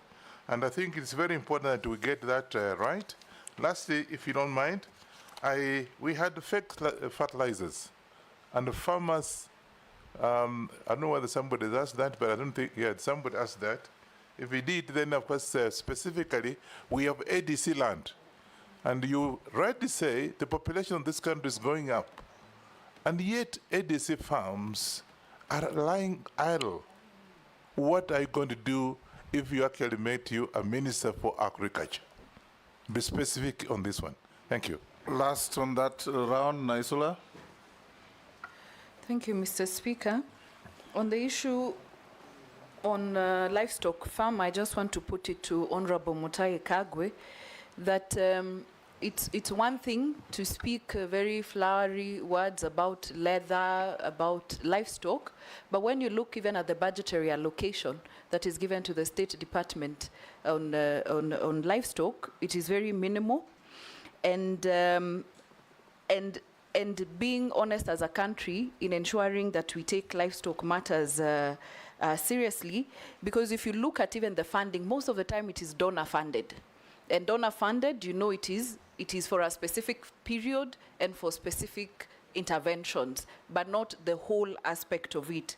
But my question to you is that the whole issue on research as a country, in the past we have been a very, a country that is known for its research, and mostly on our foods, on even the livestock, on agriculture. I'd like to know what you think about us as a country on the measures that we are putting in place and what we need to do to ensure that research goes back to where it was and gets the necessary funding, because that is important. Nominee, you can answer those 5. Thank you very much, Mr. Chairman. Mr. Chairman, let me start with the issue of the fake fertilizers that was raised, because it has been raised by quite a number of members. And to answer as follows. Number one is that obviously that was an extremely unfortunate thing to do. Mr. Chairman, there are 2 areas that I find almost reasonable. One of them is the area of seeds, fake seeds, and the other one is fake fertilizers. Because that issue actually affects not only food security, but actually national security. Because if you grow for a whole year, you are growing something and it was fake from the beginning, or you give your cows fake feeds and they die, Mr. Chairman, this is a matter that I would like even to work with this House to create more civility in terms of the penalties that are involved when people sell fake fertilizers, when people sell fake seeds. This is an area where, if approved, Mr. Chairman, I would like to work with this House to create that civility. And to do so, I cannot, sitting here today, talk about what I can do in terms of the farmers who have lost. This is a matter that I would have to go into the ministry, look at it, discuss it with perhaps Treasury, and see what can be done. But I take your point that a loss was made, and somebody benefited from it, but nobody was compensated, for the loss. And it's a matter that I take and I'll take to heart. Mr. Chairman, on the issue of livestock vaccination, I spoke to it, and I spoke about what I believe. And obviously, sitting in the office, I will have the information at my fingertips. I will be clear, this is a vaccine that is being made locally by Kevavapi. One of the things that I would like to say as a highlight to all the things that I have been asked, including the pesticides that I think Mheshimiwa Ferdinand spoke about, is to say that there will be a rule of thumb that, in my opinion, the ministry, if approved, would adopt. Number one is this: whether GMO, whether pesticide, whether fertilizer, if that product is not being used in its country of origin, it will not be used in Kenya. If it is a fertilizer, if it is a GMO product, if it is a seed. Do you know the case of Roundup? Yes, I'm aware of the case of Roundup. I'm conversant with that debate, Mr. Chairman. In fact, there was a luring in Australia, I think it's this week or last week, that was made on the same, where in Australia they said that it is not carcinogenic, but this is something that I will sit with my scientists and my decide that the decisions will be made on the basis of science and data. Because it is not enough that I proclaim here, but I can tell you that there will be no product that is going to be sold in this country under my watch in the Ministry of Agriculture and Livestock that is going to be a product being tested here. We are not guinea pigs. We will not be used by anybody as guinea pigs. I am aware, Mr. Chairman, for example, there are some organizations overseas that are rebranding their products so that instead of coming as the main product which has been banned overseas, they rebrand themselves as another product so that we can pass it here. And I can tell you that we will be as vigilant as we can be to ensure that we protect our farmers as well as our private sector players. In terms of the taxation regime, because I think, Honorable Member, that's what you are referring to. Yeah, the regulations and the many things that you have to pay. You have to pay for research, you have to pay for transport, you have to pay just to be able to export. You have to be able to, every single document has got a tax on it. You know, this is something that we need to look at, because by the end of the day, it would be better to create a bigger volume of business people and tax them a little than to have just a few business people, which you tax a lot. Because the bigger volume of business people create jobs, you know, the less ones don't. So I'll be fighting, you know, for that position to change. You know, I'll do whatever I can within the Ministry of Agriculture. But of course, this is something I have to work with my colleagues, you know, in other.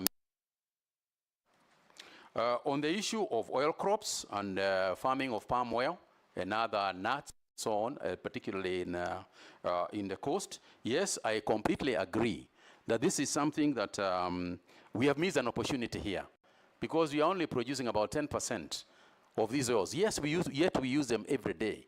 So we are using foreign exchange unnecessarily when we can actually grow palm oil. We have seen countries that have changed completely. Uganda, next door, is growing a lot of their oils now. So there is no reason why we can't do it. But I also know that we have got to work with the extension farmers that Mheshimiwa Wanyonyi also referred to. We have got to have educated extension farmers to change some of the cultural norms that our people have against or for farming certain goods. For example, I know for a fact that AFA has produced a huge quantity of coconut seedlings that they are trying to distribute.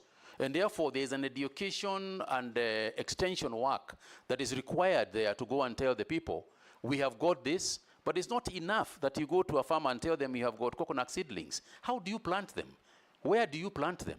What sort of fertilizer do you use? Is it organic fertilizer?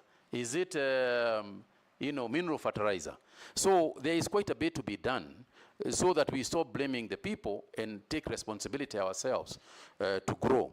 On the issue of GMO, again, I repeat what I said, but we must also ask ourselves, what is GMO? You know, this genetic modified organism, what is the mischief that this organism, this genetic change is supposed to have done? And there are two sides to this. There is a positive side and there is a negative side. And one of the first things that we must do is ensure that the National Biosafety Authority is sufficiently funded, is sufficiently prepared to deal with GMOs.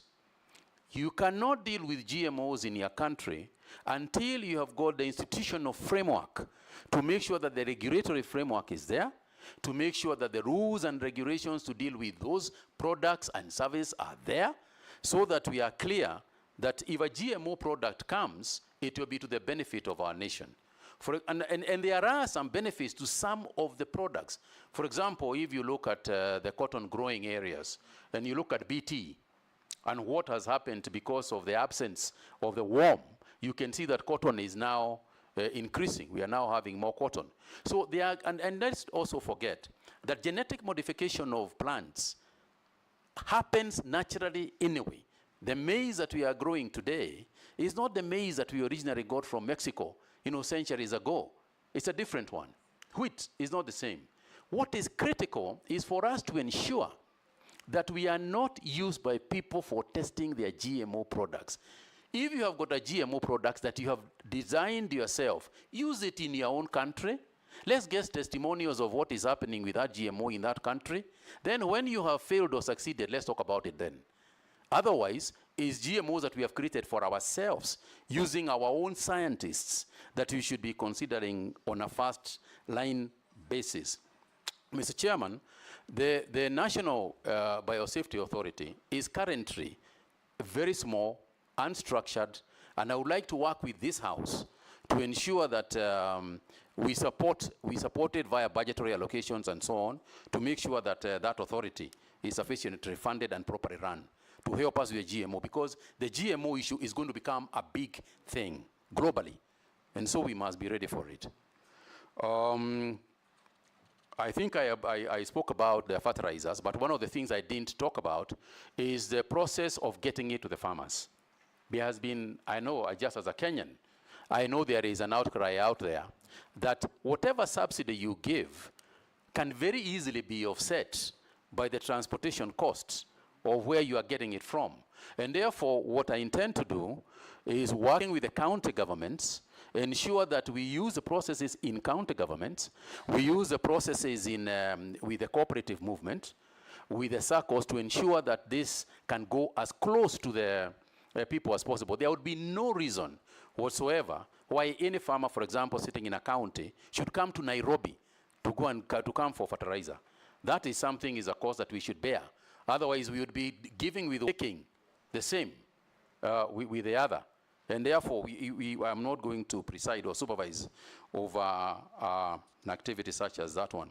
The other aspect of fertilizer, I think, that has not been raised, and I also want to mention, is the question of accountability. Accountability of the subsidized fertilizers. And that is to say that if we must have proper data in terms of what is a farmer, how much has been allocated to a farmer, how much is going to them.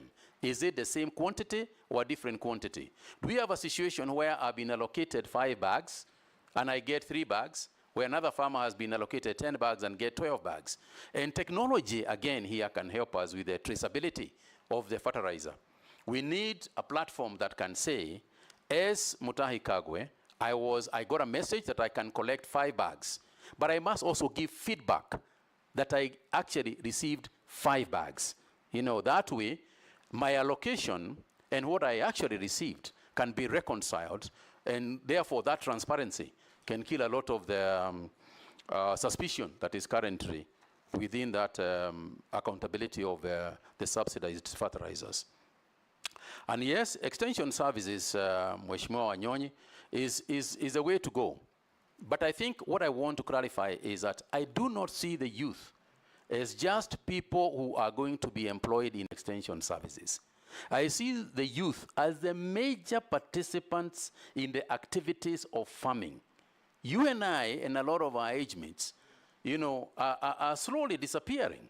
And we need to make sure that our food security is no longer with us. Our food security should be with the young people who are the ones who are getting children and so on.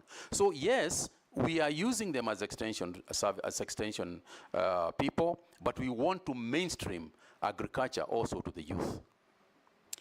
On the issue of Mheshimiwa Naisula spoke about the budgetary allocations and donor funding for the programs that are going on, particularly in the livestock keeping areas.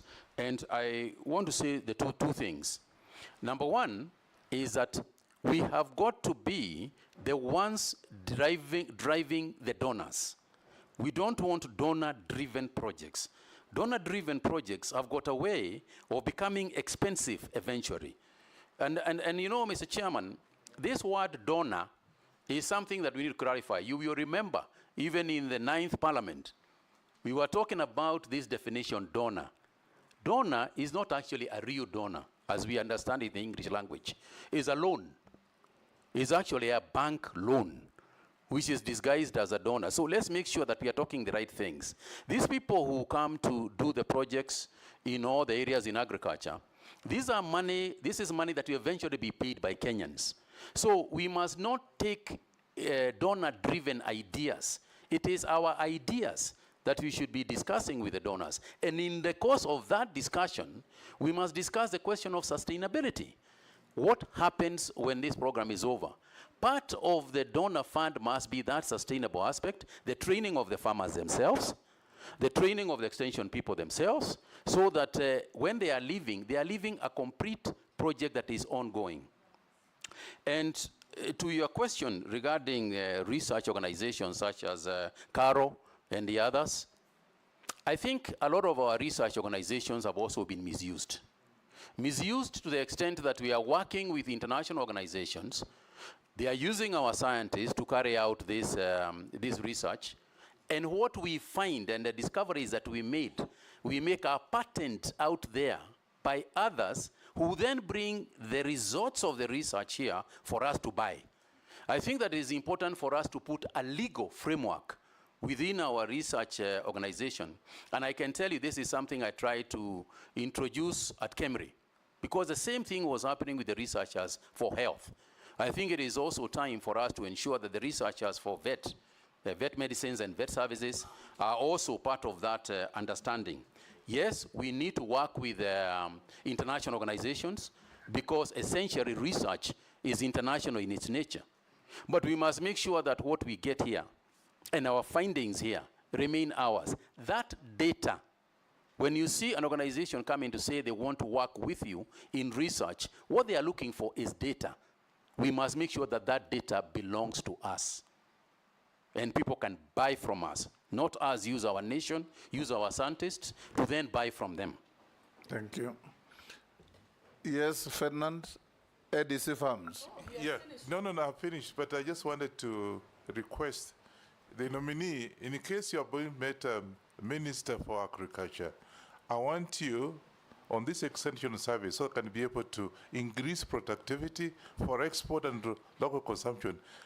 Look for budget allocation for training of extension services. Just look for budget for that, because we have talked about it. You are the ones who give money. No, but they have to go. He has to ask for it. Yes, Daud. Thank you, Mr. Speaker. To the nominee, I don't know when you last walked on the streets of Nairobi, but you know when there are goons on the streets who want to pickpocket you or something, I'll say it in Kiswahili, watakwambia, mwizi akiwa amekuiba, atakwambia, angalia ule mwizi ule, na yeye ndio mwizi. So I'm not putting it to you that you are anything like that. But you know, you have just talked about cartels. You were standing outside Afia House and said, the cartels are here. And you did nothing about them, because you left that and the cartels are still there. Now I'm putting it to you. While you were the Minister for Health, there was a vaccine which was approved, Sputnik. And at that time, there were no vaccines in the country. People were dying, and it was a private firm which was approved by the Medical Association to import the Sputnik vaccine. But your ministry went ahead, while they had already administered those vaccines, some of it, and you canceled the vaccine should not be administered without thinking the investment which was put in by the investor who brought that, and it was a private investment. So how are we sure that once you go to the Ministry of Agriculture, you will not stop any new investor the way you did while you were at the Health Ministry? Secondly, when you're talking about cartels, I'm just talking about cartels for you, Kagwe. The Mira, His Excellency the President, when campaigning in the Kenya Kwanza, he promised the whole of Meru, Embu, and the Mount Kenya East that this government would take care of the Mira farmer and the markets and all that. Unfortunately, we have not gone too far. But are you aware that the Miraa farmers who are going to the airport have to pay a levy, which is levied, which there is no receipt for it. There is no nothing, but they have to pay millions of shillings a day.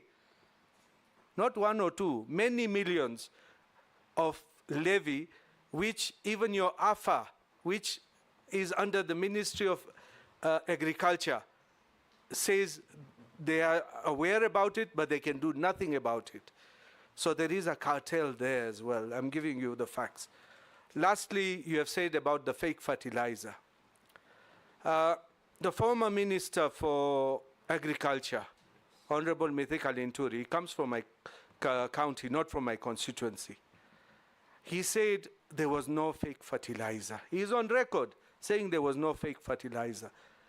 If there was fake fertilizer, as you have alluded to, and no people have been taken to court for that fake fertilizer, and nobody has been compensated for that fake fertilizer, is it true there was fake fertilizer or there was no fake fertilizer?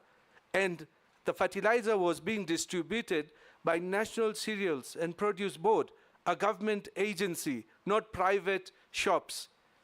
So what are you going to do about it? Thank you. Marcel?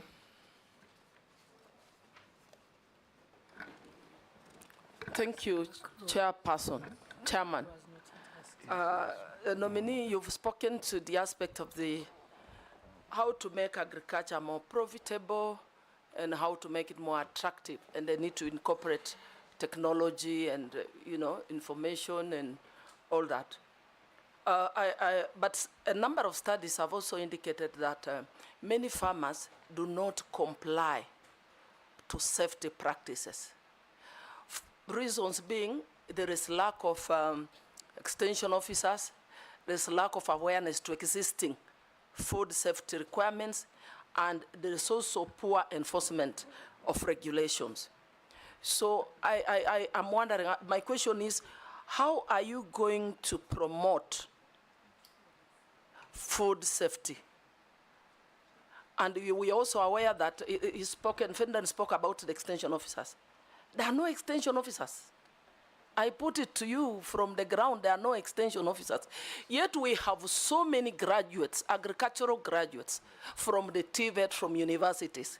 So how, if you were nominated, your nomination successful, how are you going to create opportunities to absorb more of these agricultural officers? Because there's nobody to train. I presume you have to onboard them, then train. And then now tell us how you're going to promote safety. Secondly, we've spoken about fertilizer. My question is very straight, and I want to give an example of Busia County. Fertilizer depot is in Malaba town. How does this farmer from Busia town or from Budalangi travel to Malaba to collect fertilizer? What are you going to do to make sure that we take it to the closest administrative unit, probably at constituency level, so that the farmer from Butula gets it from there, and it's same to all the others? My last one is on sugarcane. I come from a sugarcane growing area. And I'm aware recently that you are aware that the National Assembly did pass the sugar bill. How, according to you, is it going to be a game changer in the sugar subsector? There are still issues around zoning, there are issues around pricing. There's a farmer who has just texted me that the price per ton has gone down from 5,500 to 4,200. So what are you going to do to improve the price of cane so that our farmers can benefit? Thank you. Sharia. Thank you, Chairman. Mheshimiwa, there's a growing interest in public-private partnerships. How do you plan to foster PPPs in the agriculture and livestock sector? Thank you. Meshi. Yeah, thank you, Honorable Chairman. Honorable Chairman, in our country, we have been facing two scenarios. One is recurrent droughts, and second is recurrent flooding. And I'm just asking the nominee, what mitigation measures are you going to put in place to ensure that you intervene on these two scenarios? Because I'm just looking like an area in the coastal region, an area like Tana River, which experience erratic rainfall, prolonged dry spells, and intense flooding. And this scenario, both, they affect crop and livestock sector. So how are you going to mitigate this? Because I'm thinking that during flooding, maybe we can do some measures to ensure that maybe we harvest that water which is caused by the flooding, so that it can be used during the drought. But most of the ministers who have come, they've been talking a lot on how they're going to mitigate on this issue, and yet they have done nothing so far. My second question is just to emphasize on what the Kenya Kwanza government has been talking about in terms of creating employment opportunities. One of the area is in agriculture, and I'm just thinking, I'm looking at how the ministers have been doing a lot in terms of coffee, tea, and even sugar sector, whereby they've put a lot of initiative to ensure that they create some jobs and also they boost the economy. What are you going to do in terms of coconut, cashew nut, and also Bixa, in terms of having some local industry in the coast region so that we can have some employment opportunities for the youth? And also, again, on the same breath, and this is my last question, it is the challenges which the farmers on coconut and cashew nut are facing in coast region, especially on pest, disease management, and also planting materials. What are your measures which are going to put in place so that we ensure even coconut, cashew nut, and Bixa can thrive in the coastal region, to ensure that our economy is being boosted and even we have job creation for the youth? Thank you, Honorable Chairman. Thank you, Nominee. Can you answer those four? Thank you very much, Mr. Chairman. Let me start with the issue of fertilizer. First of all, I want to say that, let me start with Mr. Dawood's question on the issue of the Sputnik. I remember distinctly the issue of Sputnik vaccine that came from Russia. And I can tell you, Honorable Member, through the chair, that there was not a single vaccine that we allowed into Kenya that was not approved, and there was not a single vaccine that we refused to take that was approved. Now, the issue here is who approves it. And our rule within the National Emergency Response Committee on coronavirus, and following the advice that we also got, is that we did not use any vaccines that were not WHO, World Health Organization approved. And I'm aware that at the time that we had stored with Sputnik, the condition that we gave Sputnik is, and the Russian people even came to see us, not even the business people, is to say, please deal with the World Health Organization approval, and as soon as you have got those approvals, we have no problem using the vaccine. Because you can imagine how many, what we'd have to deal with vaccines coming from very many different parts of the world. The only thing that we could do and guarantee the safety of our people was to use the World Health Organization as a major approval organization for us. And at that time, Point of order, Chair. Yes. Chairman, sorry. The minister, the former Minister of Health is not telling us the truth. There is no way the vaccine could have come to Kenya if it was not approved. That is the first thing. They had an approval from the Kenya Medical Practitioners Board, and it was even administered. 230,000 doses were administered. But it was politics which made it. And it was administered to many people, including the current president. And what happened when the current president, who was the deputy president, took it, is when that regime stopped it. Let us be honest to each other. Yeah, let's be honest. Mr. Chairman. Did you play politics with the health of Kenyans? Mr. Chairman, I want to repeat that the only approvals that we recognize as the National Executive Committee on Coronavirus was approvals that came from the World Health Organization. If that was the case, just hold there. how did the vaccine get into Kenya and have it administered on Kenyans before you chased it away?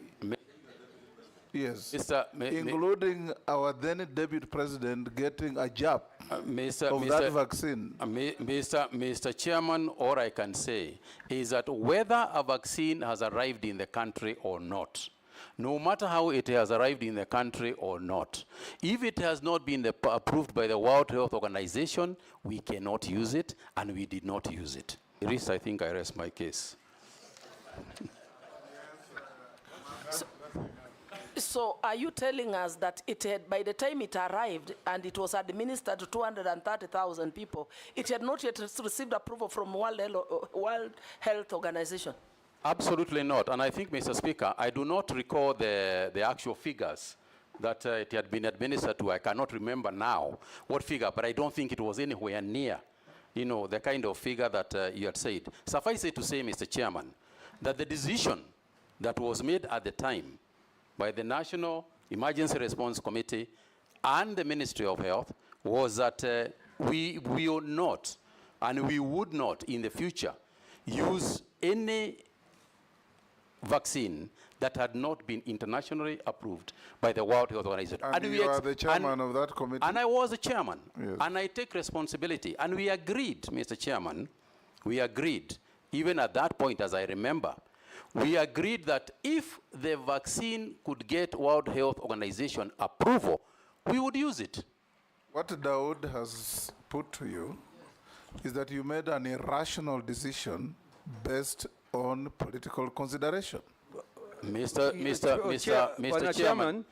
Chairman, I just want to ask him what Honorable Junet has said. The Deputy President at that time and the President right now who has nominated you today is the one who took that jab is when you stopped the Sputnik. Is that true or not true? Absolutely not true. Point of order, Chair. Chair, when that, when we were, Chairman, when we were taking the vaccines, yes, there were many vaccines. There was AstraZeneca, there was this one and others. Pfizer, Johnson & Johnson. Chairman, we were in the country here. At that time, you know, people were really looking for vaccines to use. Desperately. The day the current president, who was then the deputy president, got a Janoon, in the evening, a press statement came out saying that thing is banned in our country. That's the truth of the matter. That's the truth of the matter. Mr. Chairman, I cannot recall the events as they followed, if indeed that is the way they followed. But I repeat my position. We could only use a vaccine approved by the World Health Organization. Go on with the others. I'm sure you know. Mr. Chairman, Mr. Chairman, the issue of mitigating circumstances, I think that were raised by Mishi, the issue of what do we do when there are droughts and then there is flooding that happens. I'll come back to the others as well. You know, I agree with her that, Honorable Chairman, that the issue of drought mitigation is critical. And it has been there a long time. We all know about Budalangi, and we know other areas in the coast. And season after season, the discussion is the same. And what I would like to commit myself to, Mr. Chairman, is working with the ministries involved. As you are aware, the Ministry of Irrigation, the Ministry of Water is charged with the dam, the areas of matters to do with damming. But I also want to involve the county governments in this matter. Because the issue of acceptability, for example, the involvement of the county governments with the extension farmers, because in Schedule 4, extension farmers that Honorable Emase raised, extension farmers are actually the job of the county government. My job is to ensure that we fight this fight in terms of training, in terms of budgeting and funding, so that we have got these people. And I would like to refer to the matter that you referred, which you say that this House is the one that allocates budgets, and to say that in spite of that, we can also predicate some of these things on what Honorable Naisura had raised on the issue of donors. This is one of the areas that we could try very hard to work with with our funders and with our donors in terms of the extension farmers, so that in mitigating the issues that have been raised, the conditions and challenges that Honorable Michi has raised, ensuring that we have got the proper crops to use during drought, ensuring that we have got the correct livestock to use, ensuring that diseases don't start affecting our livestock just because there was flooding, going on. I think that is a job that will ably be done by extension people. I think they are as crucial as Mheshimiwa Wanyonyi had raised. And I'm going to work very hard with the county governments to ensure that extension farmers, but also working concurrent ministries involved in dam building, such as Ministry of Water and Irrigation. And I think that, Mr. Chairman, the other involvement is also the committees of parliament. The committees of parliament on agriculture, the committees of parliament on health, on water and cooperatives. I think sometimes it is also good for us to have discussions together with them. And I propose to also engage them so that we can discuss budgeting and budget allocations also here, together obviously with the budget committee. Chairman, yes, Honorable Michi spoke about the job, the aspect of job creation in agriculture. And I think that sometimes we also miss opportunities of job creation in agriculture. For example, we are talking about fertilizer subsidies. And we have got companies in this country that can actually make fertilizers. Away from the coast, there are some companies in the coast. And it is true that if we structure the subsidies properly, it is possible that these companies that make fertilizers can be funded or can be part of the subsidy movement so that they too can create jobs. I think whatever we do at whatever time we do it, we need to ensure that any opportunity to create a job is not lost, because part of the challenge we are having with our youth is actually that job aspect of job creation. And I think I alluded to the issue of disease, disease management. Again, research on these issues is going to assist us a lot on disease management. But I think that it is better to use preventive measures, ensuring that the diseases don't occur in the first place, rather than curative measures that we have got to deal with after the event has taken place. On the issue of sugar and the sugar bill, yes, I'm aware that the sugar bill has gone through. And I'm also aware that we produced this year, a large quantity, in perhaps the highest quantity, a large quantity of sugar, which actually might save us from importing sugar this year. And I think that is a fantastic development, but it must not be at the cost of the farmer. It cannot be at the cost of the farmer, because I think we should understand that the subsidy to the farmer is not a subsidy to the farmer per se. It is only a subsidy to the farmer directly. It is indirectly a subsidy to the consumer, because the it is Sugar Act nominee is awaiting if you are approved to promulgate the regulations. I'm aware of that, Mr. Chairman. That you are now delving into. Yes, I'm aware of that, Mr. Chairman. Yes. And that's what I alluded to. And I think that the regulations will be done in the fastest possible time. That's what we'll deal with, what Mary Masse is talking about. Yes, Chairman, Sharia, PPPs. He's not even answered my cartels and fake fertilizer. Mr. Chairman, on the issue of the PPP, I'll come back to Mira. On the issue of the PPP, Mr. Chairman, usually the problem is not the private players in the game. Usually, the problem in trying to craft a private-public partnership, in my opinion, lies, the fault lies with the public sector, not the private sector. The private sector has got a number of things that they normally demand if they are going to put their money anywhere. One of them is very quick decisions. They want us to make this decision about their investment quickly.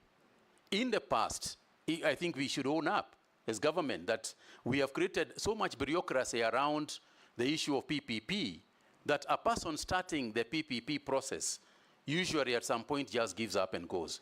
I think that one of the entry points for us is to reduce the bureaucracy as much as we can, particularly in the agricultural sector. There are people who express interests to come and lease land and grow, say, for example, rice, all right? And we put roadblocks to them, and we put so many conditions to them that eventually, by the end of the day, they say, if I go to Rwanda, I'll get free land and start this job tomorrow. And they leave. So we are losing a lot of investments, because of our own bureaucracy and the conditionalities that we are using, that we are putting on the private sector people. Conditions that sometimes are official conditions, and conditions sometimes which are suspect. So I agree with you that we must fight more, we must reduce our bureaucracy, and we must be more willing. It should be an objective to bring the people in. It should be our objective to fight for investments to come in, not to put roadblocks for the investors. On the issue of the cartels, as Honorable Dawood raised, and what you are referring to, I think, Honorable Member, is a criminal issue. It's not a policy issue. You are referring to a criminal activity that is clearly going on someplace. You said at the airport, that is clearly going on at JKIA. And I think this is the only thing we can, you and I, is to bring this thing to the attention of investigators. I will do my part in terms of prosecuting that issue and ensuring that through AFA, through the organizations that are in the Ministry of Agriculture, I will ensure and fight to make sure that we unravel any of those practices that might be going on. But clearly, Mr. Chairman, what we are discussing here is a criminal activity and a criminal gang that is operating at JKIA, and it should be referred, in fact, to the police and investigating arms of the government. And I can tell you that that is not something that we are going to just stand by and watch the Miraa farmers, get punished for nothing. Okay. Yes, Junet? Mr. Speaker, just still on the issue of sugar. Honorable Nominee, you can see there's a problem in the sugar industry. And stories after stories have been happening for many years, how the sugar sector will be revived. But there's a program the government has started, and they have done well now, I can see in Mumias, the leasing program, and it is bearing, results. What are your thoughts on that? Because I come from a sugar growing area. I want to see what your I want to hear what your thoughts are on that. Thank you very much, Mr. Chairman. I agree with the Honorable Junet that part of the problem, obviously in the sugar industry, I'm speaking very quickly on these issues, because as you can see the time aspect. Your time is up, actually. Yes, absolutely. I want to say, Mr. Chairman, that the issue that we want to address, and it is good that the Chairman has pointed out that the bill, is just waiting for the aggression. Increasing efficiency of production is part of the solutions that Honorable Emase was raising. Because if you increase efficiency and you reduce the cost of production, then automatically that wastage that was happening within that structure would go to the farmer. It goes without saying. And it is clear, anybody who has been following that sugar sector issue is clear. With the kind of debt write-offs that we have done as a government, it means that you can reduce that burden a little bit. If we then get licensees, these people who want to work with, who want to partner, the lessees who want to work, with the sugar sector, whether it is, especially the government-owned mills, if they want to come to us, and the farmers are in agreement, and the caucus within this parliament is in agreement that that's the way to go, in order for us to create efficiency in the sugar sector, by all means, that's what we should do.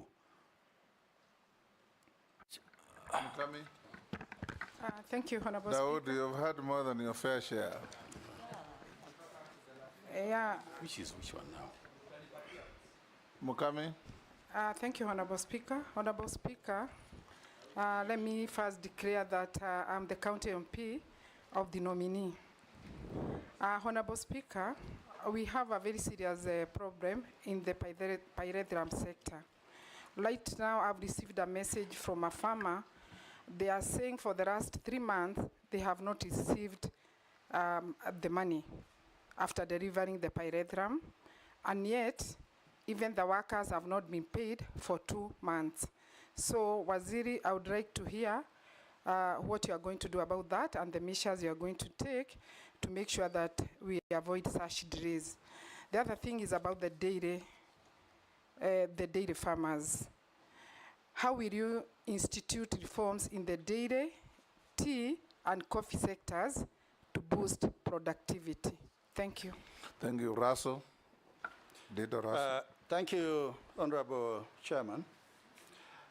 Honorable Mutahi, the objective of the national livestock vaccination is to strengthen disease control and surveillance to create a disease-free zone in Kenya, for Kenya to access international markets and expand the livestock export market. If we go by what you said, that a farmer can be given choice whether to vaccinate his cow or goat, then we are unlikely to achieve this objective. Are you likely to stand by what you have said, or you are likely to change your mind if the House approves your nomination? Secondly, it is on food security. Thank you, Raz. I was going to ask him the same question. On food security, I really want to hear from you. 20% of Kenya is the only arable land available for food production. And 80% is ASAL, arid and semi-arid land. This is a debate since independence. And you could be the 20th or the 30th Minister for Agriculture. If the House approves your nomination, I want to repeat that again. What is it that you are likely to do? Because food is expensive today in Kenya. Production of it is expensive. And more importantly, it's because of the scale of production that is low. So in a sense, food must be expensive. As the nominee for the Ministry of Agriculture, what is it that you are likely to do so that we expand the envelope of agriculture food production? And at the same time, what is it that you are likely to do so that there is incentive for farmers to actually feel that, yes, I can produce more maize, I can produce more potatoes? Thank you, Honorable Speaker. Mule. Thank you very much, Mr. Speaker. My concern is what he began with, that is the marketing. And I want to put it clear to you that the country faces challenges in marketing, leakages, and distribution of produce, especially from the local farmers and small farmers, to brokers who take advantage of the fragmented distribution chain to enrich themselves. What do you intend to do to improve the domestic market links and information systems within the market? And last, Mr. Speaker, your predecessor sat there, and I asked him about the tea issue in Mombasa. And he promised that committee, once he's approved, he'll deal with the issue within weeks. Up to today, maybe that's why he has been deployed to be an ambassador. Up to today, we are still talking about issues of tea stack in Mombasa. And when Mwanainji, Wanjiku, Kinuthia, who is planting tomatoes, yet we still have influx of products from the neighboring countries within. And yet the cost of those products at the market are cheaper than the Kenyan produced products. And this is across board. That is tomatoes, cabbage, maize, onions, and everything. And you need to spur that growth of productivity at that level. What are you going to do if you're approved by the House? And putting in mind, we were given a promise by your predecessor a month or so, nothing has happened. 2 years down the line. Yes, go ahead. Thank you very much, Mr. Speaker, Mr. Chairman. Mr. Chairman, I want first to start with admitting that the pyrethrum sector that Honorable Mokami referred to is in a mess. I would, to put it any other way, would be to do the proverbial ostrich, thing and bury my head to the ground. And the only thing I can say is, broadly speaking, it is an area I intend to sit with the industry itself, the entire industry, and unravel whatever has been bedeviling it since almost independence. Since the Americans got out who are buying this pyrethrum of ours, we have never quite recovered in the pyrethrum sector. And all I can say is that I will need time to sit with them so that we can resolve whatever issues exist with them. I do not have the silver bullet with me right now. The second thing is on the issue of dairy farmers.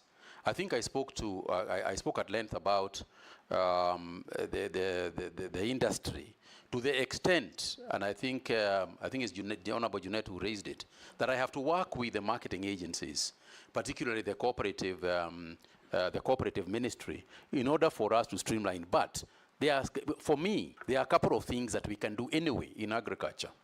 The first thing is that I said, and to begin with, and perhaps that is what I'll eventually end with, that we have to put money in the farmer's pocket. For example, and I'm referring to coffee because you have raised it, not because, and I grew up there, so I know a little bit more about it. Coffee, for instance, was biggest challenge has always been the gap between the farmer and the market. The fact that you grow coffee and give it to somebody, you have no idea how much you have sold it at. You have no idea who is going to process it. You have no idea where it is going. And sometime in the future, you expect to be paid. There is no such business case that can exist anywhere, whether in farming or in any other areas. And I think that closing that gap, and I hope that the coffee bill also being proposed, is that closing the gap between whether it's in sugar, knows a little bit about the market. And I'm glad, Mr. Chairman, because under the current structure, at least my understanding as I speak today, is that cooperatives are also getting broking licenses. And as you know, that went to the CMA. They are the ones who are approving that structure, so that the cooperatives themselves can also form part of the marketing team. Private sector does that. If you go and see Sasini tea or Sasini milk, Sasini coffee in the supermarkets, is actually processed by the grower of Sasini. So it is something that we must face in order for it. But the other thing is the productivity per acre. The aspect of the quality, the quantity of produce. Again, even very disturbing subject, Mr. Speaker. But I invite Kenyans also to have a look at the dossier that Mr. Saitoti brought to the House. It's a dossier such that, Mr. Speaker, if it was given to Inspector Mwala, it would not pass Mr. Mwala's table for a script.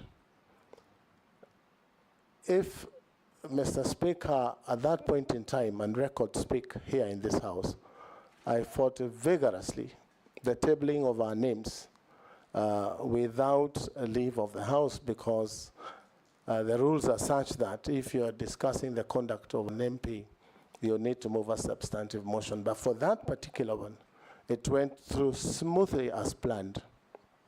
But my point here, Mr. Speaker, the government or agencies, the police, did a thorough investigation, and they gave a temporary report a month later, which was tabled and is part of the records of this House, and they found that I was not culpable. I had never been involved in drug trafficking, and I had never been a driver of the Honorable Mao, as that dossier had said.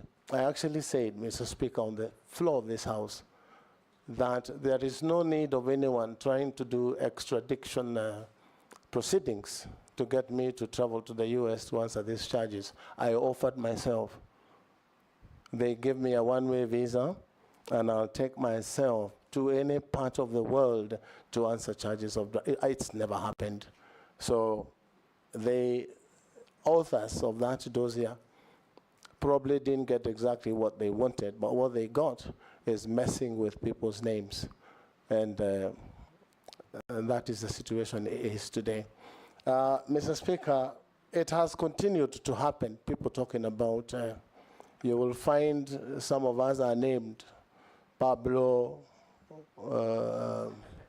all those names. But the truth be told is that I did take some people to court. If you remember, there was a program by Standard called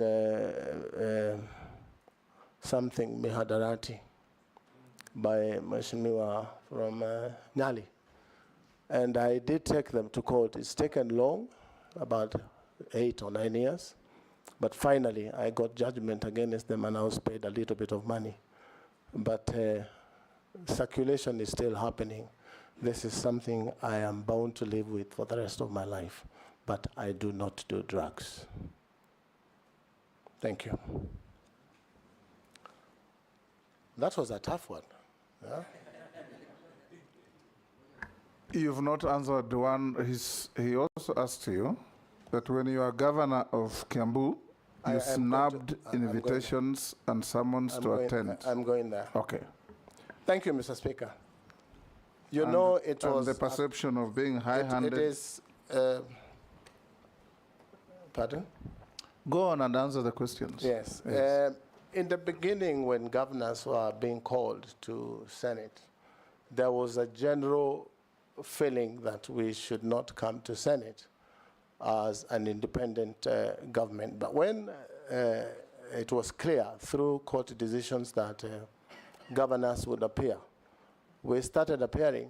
And I want to be on record here, Mr. Speaker. I came to this Senate House to answer questions of senators. For 3 consecutive years, Kiambu had appeared.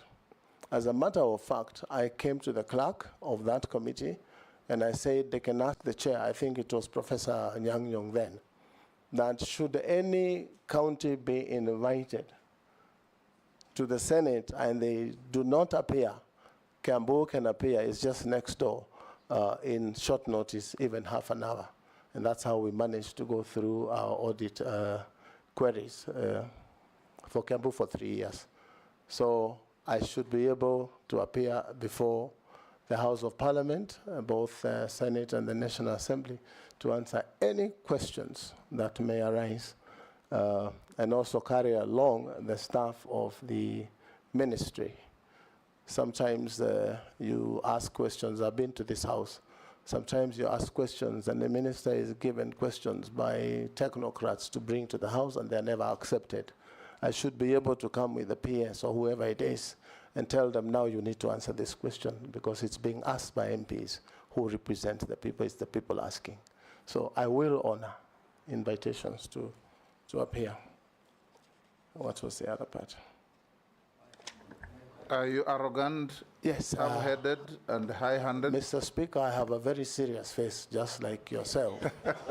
And that may sometimes be confused to be, but I'm very straightforward. And I do not beat about the bush. I say things as they are. Mm-hmm. And this is where people wonder whether doing things right or doing the right things is the thing to do.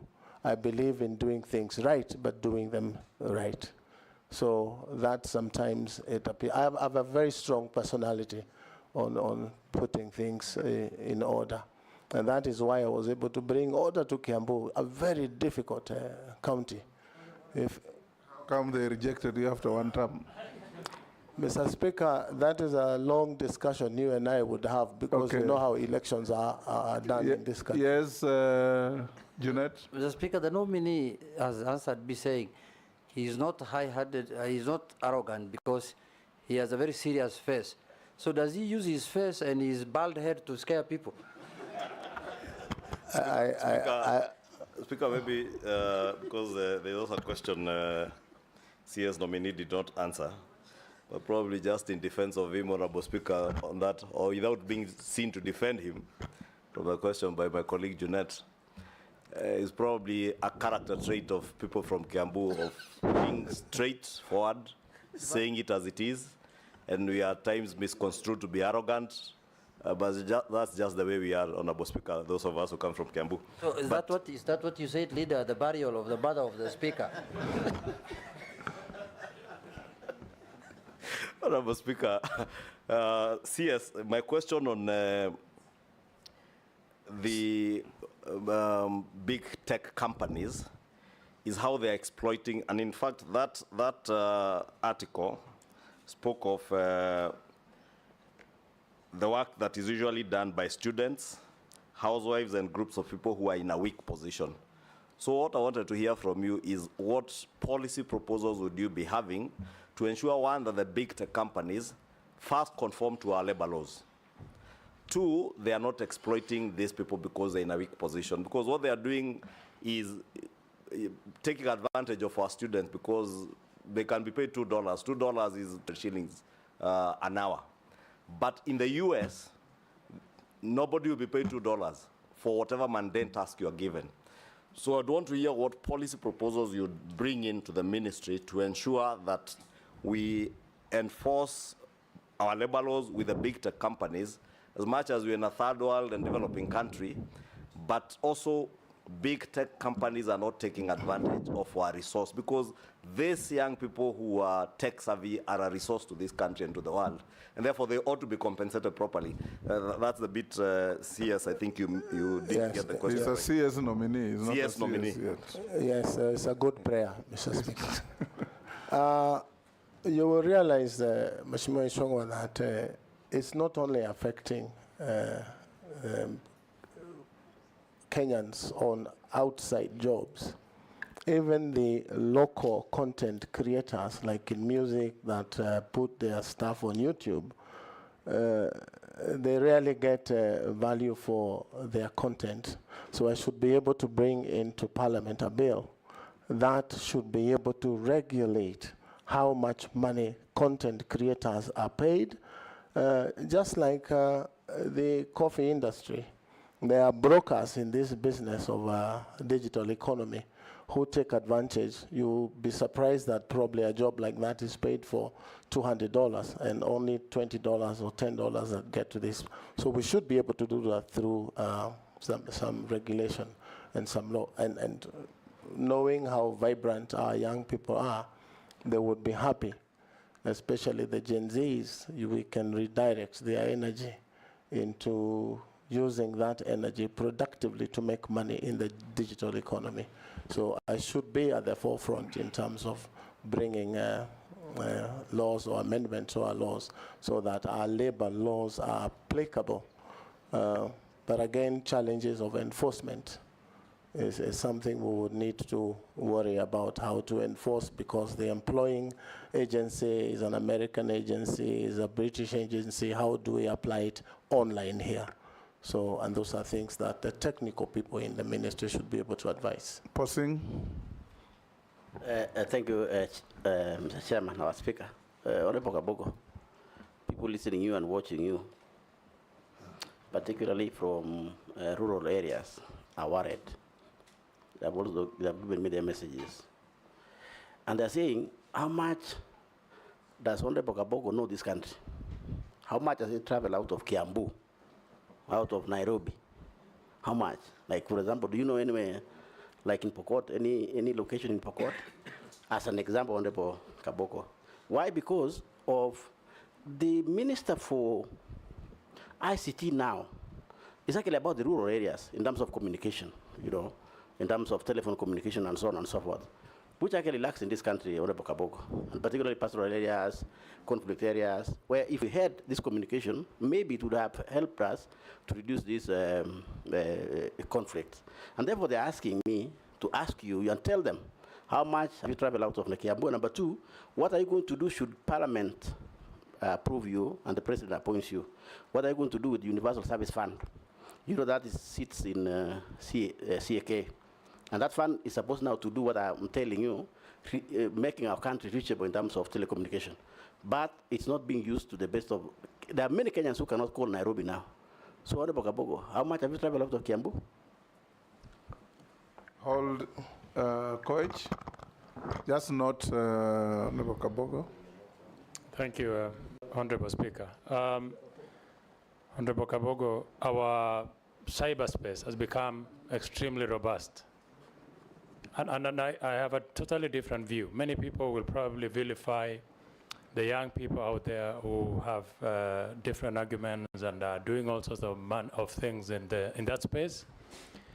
But in this very same seat that you are, 4 months ago, I asked the then nominee, who is now out, what she will do, particularly with the space of the many young people, enterprising young people, whose source of employment will have otherwise been in that space. I give you an example.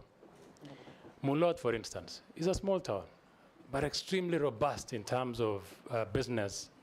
That is particularly coming from the cyberspace. So many young people, but many of it borders on criminality. And I posed a question at that time to the CS nominee that what will she do differently to make sure that you can harness the young people there and have a resource in them.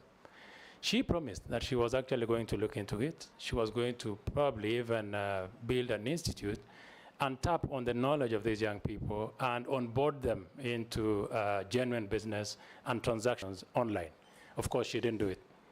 I really want to peg my hope, assuming that you are approved, and I really want to hear your thoughts. What are your plans to these many young people out there? You look at the communication there on the internet, and you can see frustration. And many people are educated, otherwise unuseful communication on the internet, and make a resource out of it, make those people earn their income from that space, and in a way, we will get rid of the negative communication that we have in the cyberspace. What are your thoughts, Honorable Kabogo?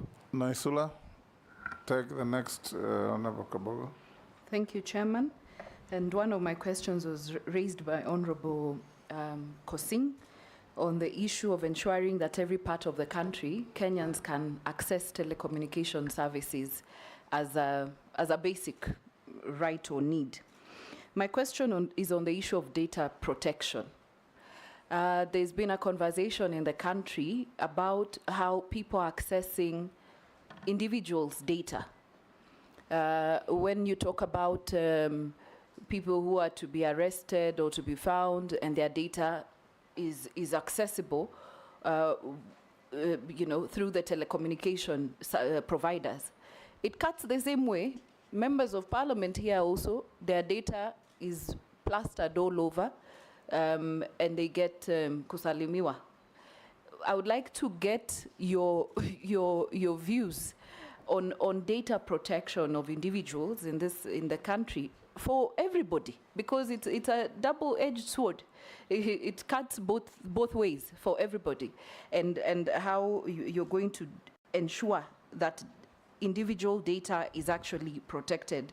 And then the last question is that many Kenyans have suffered financial losses from SIM swap fraud and other electronic money-related scams. If approved, what strategies will the ministry adopt to address, mitigate, and prevent SIM swap fraud and ensure online safety for all consumers? Yes, can you answer those? Thank you, Mr. Speaker. I can't remember the name. Honorable Posing. Posing, yes. I thought all members introduced themselves. Kabogo, Mr. Speaker, Kabogo is very widely traveled in Kenya. I know every corner of Kenya. I remember holding a harambe in his constituency with one of the ex-former ministers. So I have traveled. At some point when I was younger, Mr. Speaker, I would fly all over the country, so I am conversant with Kenya. And be assured that if I'm confirmed, this digital divide will be a thing of the past. As you have said, USF funds are there available, probably to a tune of 115 million if my research, 115 billion if my research is correct. And we should be able, if you look at the master plan of the ICT department, is to connect Kenya. And I want to be the minister, Mr. Speaker, if confirmed, who connected Kenya 100%. Mr. Speaker, you realize that from TIMS, Kenya government owns 20% of the internet in that cable. And you will find only 2% of that is tapped and utilized by Kenyans and more so government departments. So I should be the one who will make sure that that 20% is spread in the whole republic. And for cases where security is a threat, we have satellite services like what Starlink is doing now. So government should be able to have a discussion with satellite internet providers so that the entire republic is connected. I'm cognizant of the fact that there's a plan to put 100,000 kilometers of fiber optic cable to connect the country, but also cognizant of the fact that most of those cables are not lit. So if I'm confirmed and going to the minister, I should be able to make sure that the cables that have been put so far are lit. And Kenyans can enjoy internet services in the entire republic. Cyberspace from Honorable Koech, and what we will do to make sure that we harness the energy of the young men. Mr. Speaker, I want to say that I want to be that minister that engaged the Gen Zs and made sure that their energy was converted, and they will be so engaged such that they will be able to make money, business in the digital platform. And Mr. Speaker, when I was in Kiambu, I did see the plight of the young and how poor the young men and women were. And they had gone to school, we had pushed them through school, and we told them, you study and you will get a job. But there were no jobs after university. And I really got surprised at some point where graduates and doctors were very happy about Kazi Mutahi.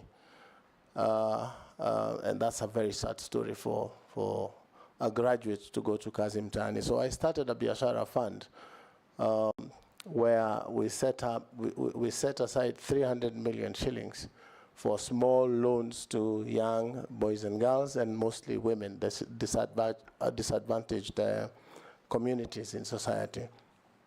And we entered into a contract with the bank so that the bank will do the core business of lending, but use our money at an agreed interest rate. So I want to be the one that will persuade government that we can put resources aside and do these startup hubs where young men and women will be able to employ themselves.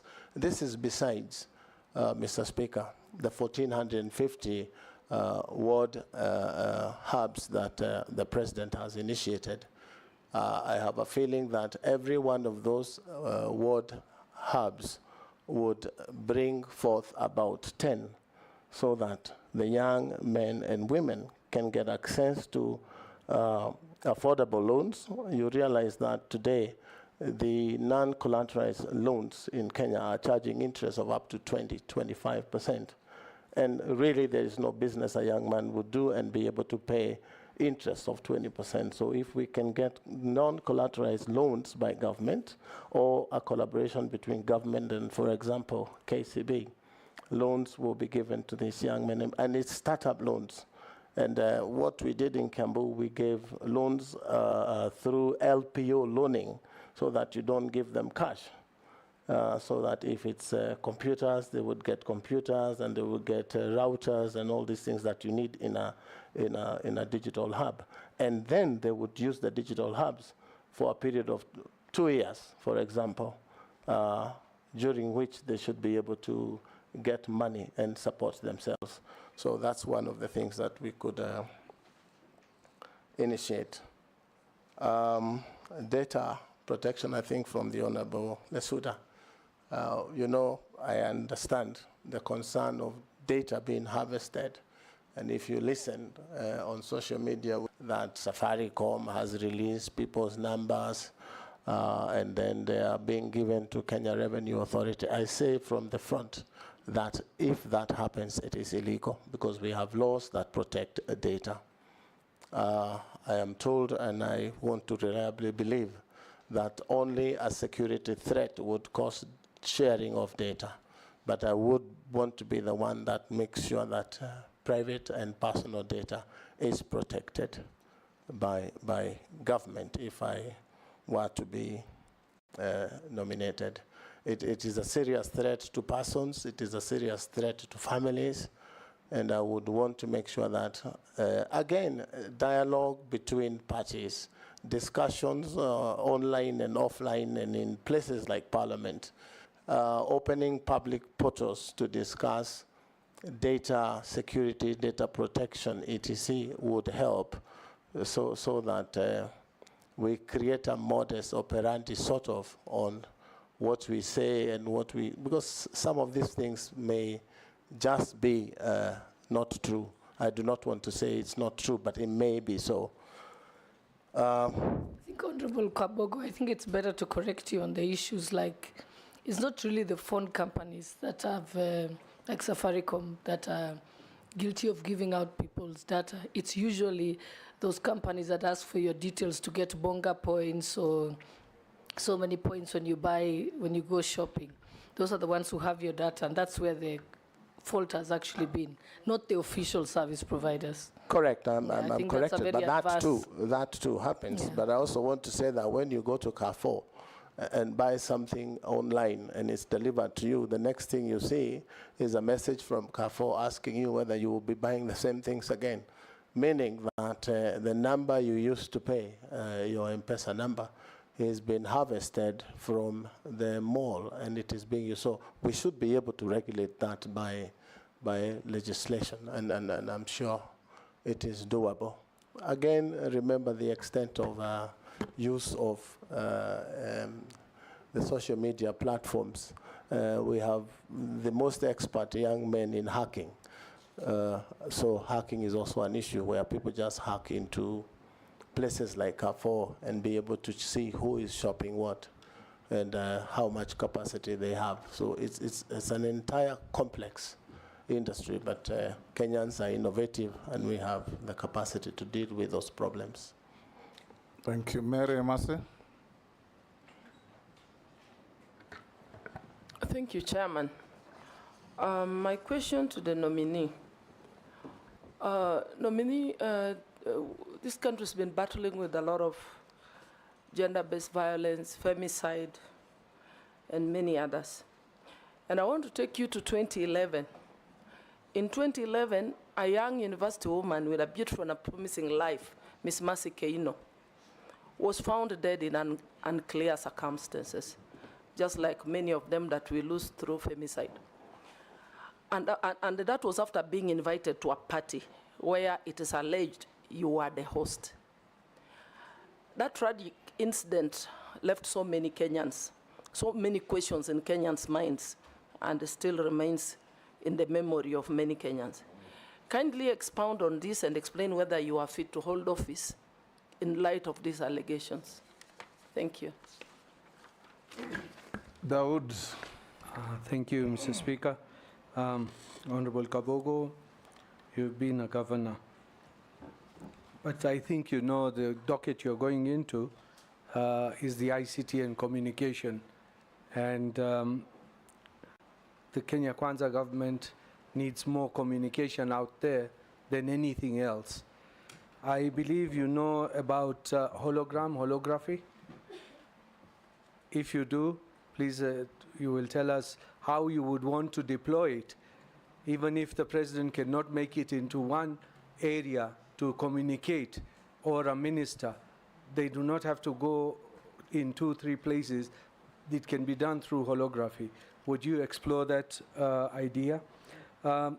Today, I don't know if you're aware of the Kenya National Artificial Intelligence Strategy Paper 2025-2030 has been released. A draft has been released. I don't know if you're aware of that.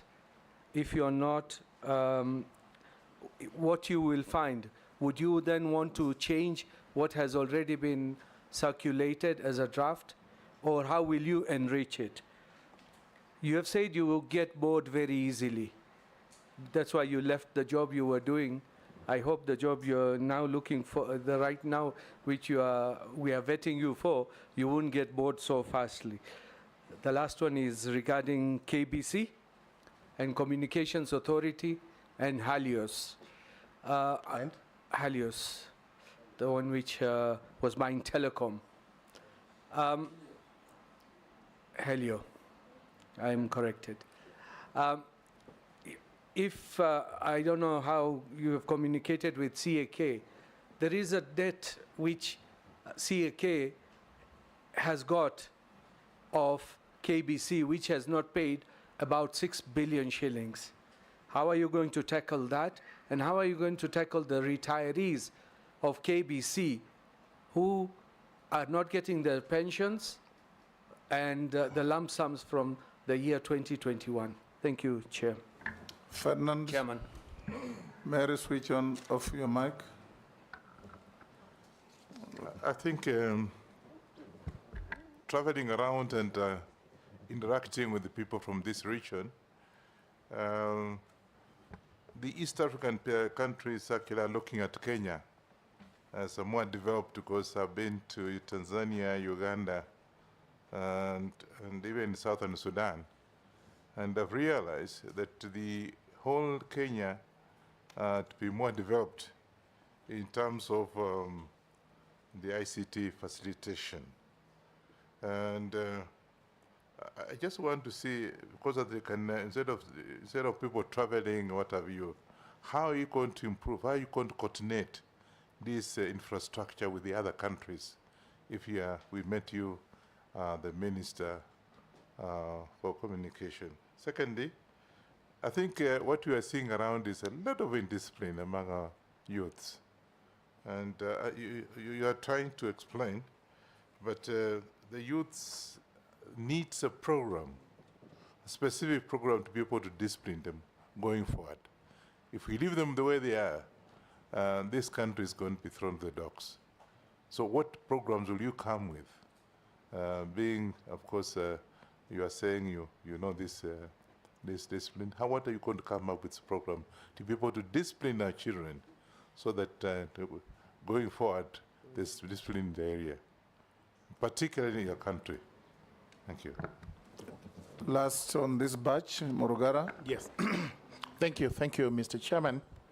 Nominee, just put a star against KBC, because we are not very good at keeping our national heritage. I mean, the successor in title, KBC, took over from VOK. And VOK was quite developed those days when we used to have it as our main station. Today it's a Pearl Shandle. And we are worried that other entities in other countries, which are possibly national broadcasting corporations, like BBC, South African Broadcasting Corporation, have been able to peak, but KBC is going down. What measures are you going to put in place to transform KBC so that from your tenure, the time you take it up, if you're approved, we now start seeing KBC coming up to a point that it will become a competitor of BBC, South African Broadcasting Corporation, Voice of America, and everybody else. Secondly, a while ago, a very noble idea was introduced, which was to digitally register Kenyans through a number called Huduma number. We were given a very good story of what it was going to be, that you will get your number for those who are being born from birth, and you would carry it to the grave, such that it would not be replicated, and we would always be able to tell who that person is. That was from the office of the president, but principally it should have been from the Minister of ICT.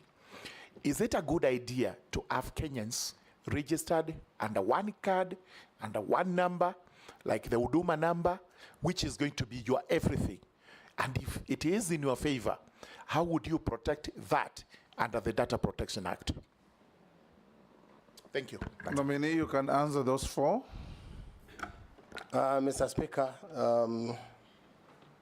the first one was from Honorable Emasi. Mary. Yes. Is that so? Mr. Speaker, the issue of 2011 of Mercy Kaino, a very tragic story, Mr. Speaker. The honorable member has said it is alleged that I had invited people to a party. Mr. Speaker, that is not true. This is just a situation where you find yourself at a place at the wrong time. It was a public place, a restaurant, and there were several groups of people in that place, Mr. Speaker. And the issue of the death of Mercy Kaino came to me 2 weeks after she had been buried. And even if I had met her the following day after that hotel or restaurant, I would never have noticed her. It is a sad story, and Kenyan life was lost, but I sincerely and truly had nothing to do with it. Suffice to say, Mr. Speaker, an inquiry, I think it was inquiry 22 of, I think 2012, was done at Milimani Magistrates Court. And all persons of interest. An inquiry or an inquest? An inquest, sorry. Yes. I am not a lawyer like yourself, Mr. Speaker, so some of these terms. The two are different. Yes. So it was done, and it took about a year and a half, and all persons of interest were invited, even those that had not been there. Including yourself? Including myself. I was governor, but I managed to be able to sit in there for 6 days. Cross-examination, examination in chief, etc. And I was exonerated by the court, a court that made a finding that the late Mercy Kaino was a victim of a hit and run by a truck. And that matter rests there. It is a sad story. There were videos played of the scene in the restaurant. And when I was speaking to the father of Mercy Kaino at the inquest, I was urging him really not to watch those videos, because they were videos that were not very nice for a parent. I sympathize with the family of Mercy Kaino. May her soul rest in peace.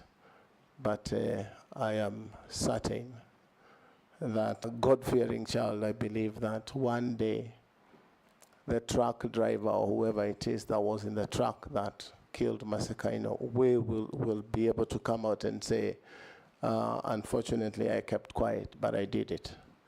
And I hope that day will come. I have a copy of the inquiry report with me if anyone would be interested to have a look at. It's a public document. Honorable Dawood, I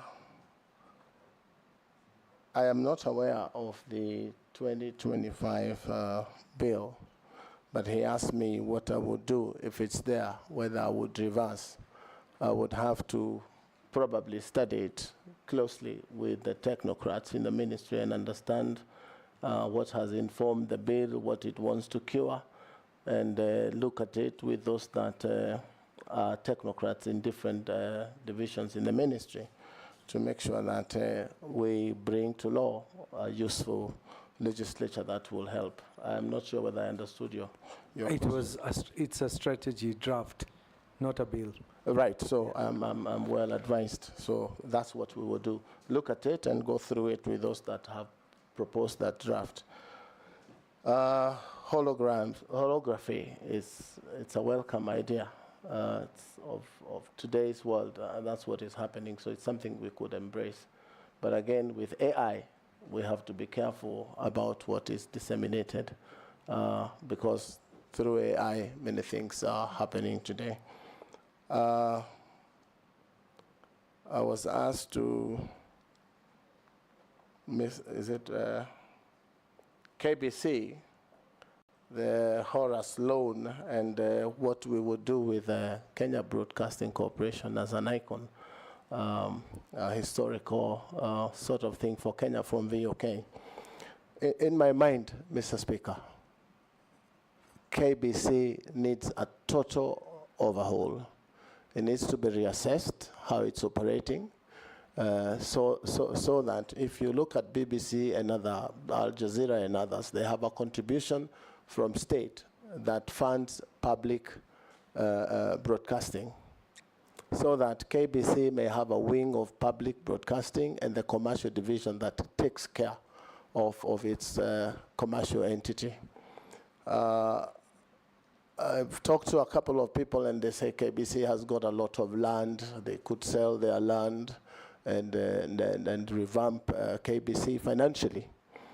From the school of thought, Mr. Speaker, when you sell the first parcel and sort out the employees' emoluments and pension and statutory deductions that have not been paid, and probably buy a few cameras and things, they go back to the same hole a year later, they will pick the next plots and sell until the 8th one is sold and they have no plot to sell. We should be able to go in and reassess the viability of KBC as it stands.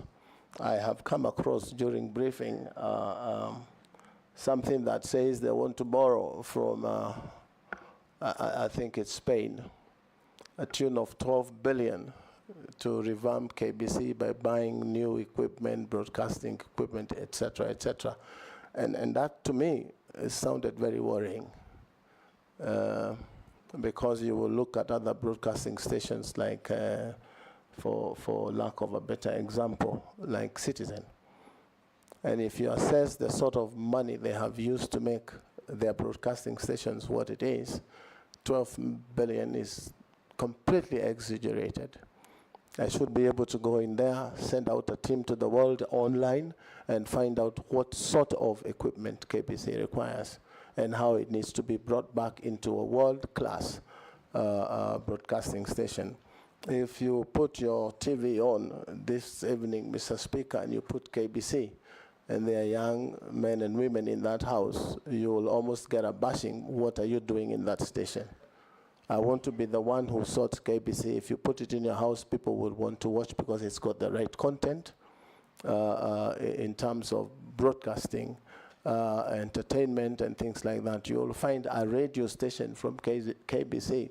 If you drive up the mountains, any part of Kenya, you will keep losing the wave because they say the equipments are obsolete. There is also a situation in the world that is happening now, Mr. Speaker, where you don't have to buy equipment. You can lease equipment. And the lessor of equipment is responsible for managing and keeping the equipment running. And if it fails, they bring in new equipment. That may be cheaper. Because if you buy equipment today and they say the life of equipment is about 5 years, so does it mean KBC should spend another 12 billion shillings in reorganizing KBC? I believe it can be a world-class broadcasting station with support from government for public broadcasting in public interest. But the other division that is commercial should be able to sustain itself. And that is something that I think we can do fairly quickly as a quick win. You talk of a debt. As I was receiving briefs, Mr. Speaker, there is debt to Telecom, debt from so-and-so, debt owed to CA. There's so much cross-debt in government sagas that some people say we will not pay because we are owed. You find a place like Telecom, when it comes to paying, they say it will affect public in this way or the other.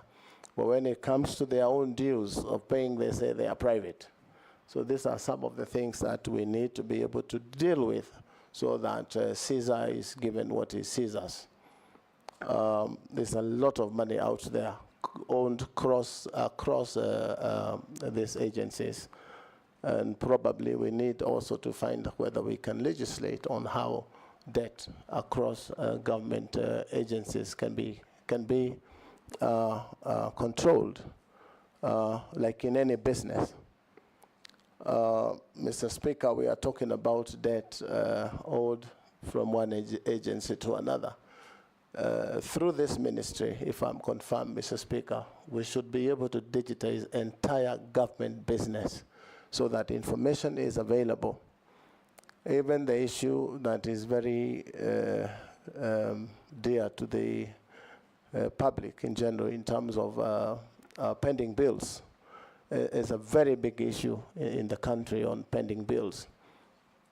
And you realize, Mr. Speaker, that Kenyans don't look at pending bills as a very serious concern, because in my mind, pending bills, Mr. Speaker, is money borrowed from public.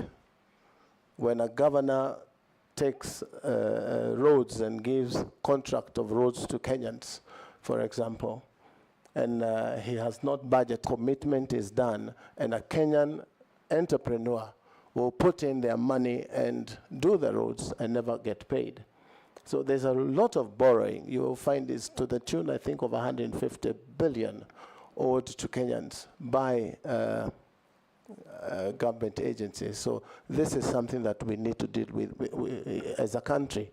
But if we have a system, like what I would want to propose, if we have a system that captures procurement and payments, at the same time, the controller of budget will be able to see in real time and to stop some of these things.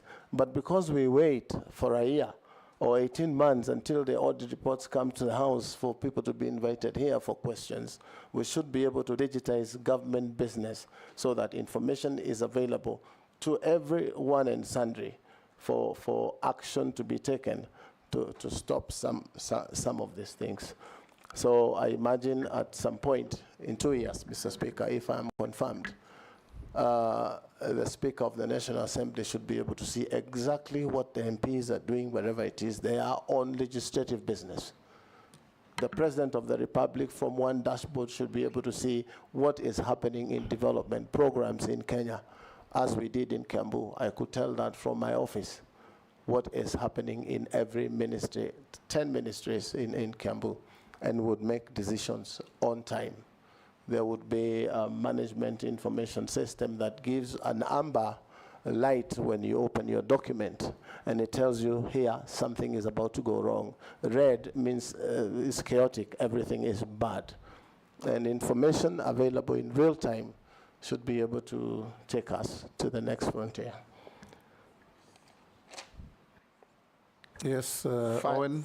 Ferdinand, oh yeah. Did I answer? No, you didn't touch on Ferdinand's question. Ferdinand is East African, first and foremost, it is said Kenya is the Silicon Savannah of Africa. It is top #1 in Africa in terms of ICT and digital economy. But that does not put us in the first world. So it's a lot that needs to be done in terms of fast connectivity, so that we have high-speed internet in the whole country, ICT skills in terms of equipping the young with skills to be able to use these platforms. But again, our landlocked country neighbors should be able to use our infrastructure to get internet to Uganda, to Rwanda, and those other places. If only the bureaucracy between governments is sorted, so that we can take advantage of the position that we occupy in terms of ICT and digital economy in Africa. So we stand quite up there, but that we could take advantage. Owen Bayer. Huduma number, yes. What happened to Huduma number? Yes. One thing, Mr. Speaker, there's a lot of skepticism in the public about their information.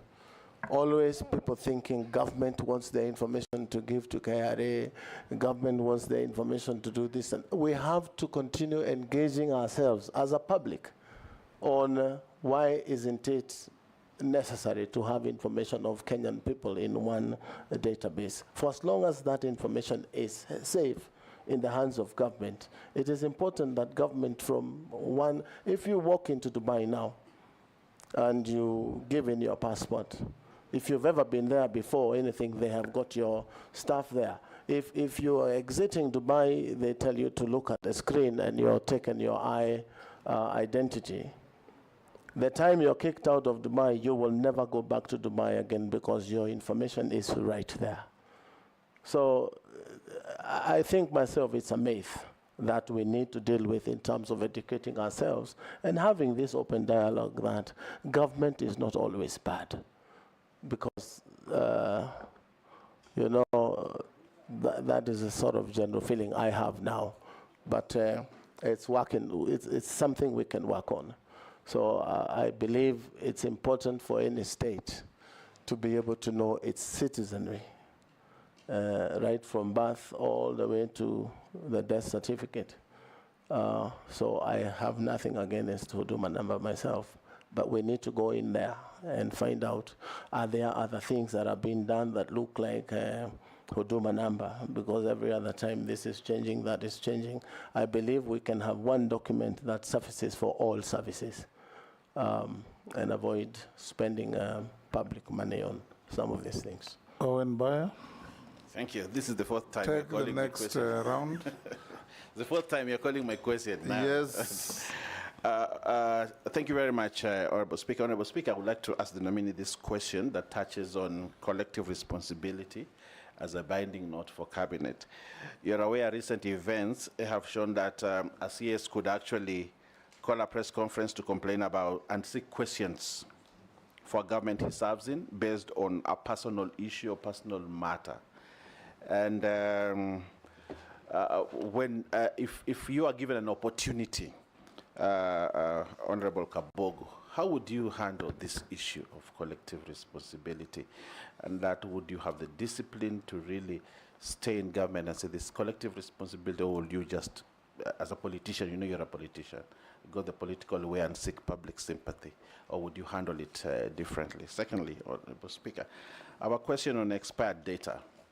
You know, when you buy data, you don't use it, it expires.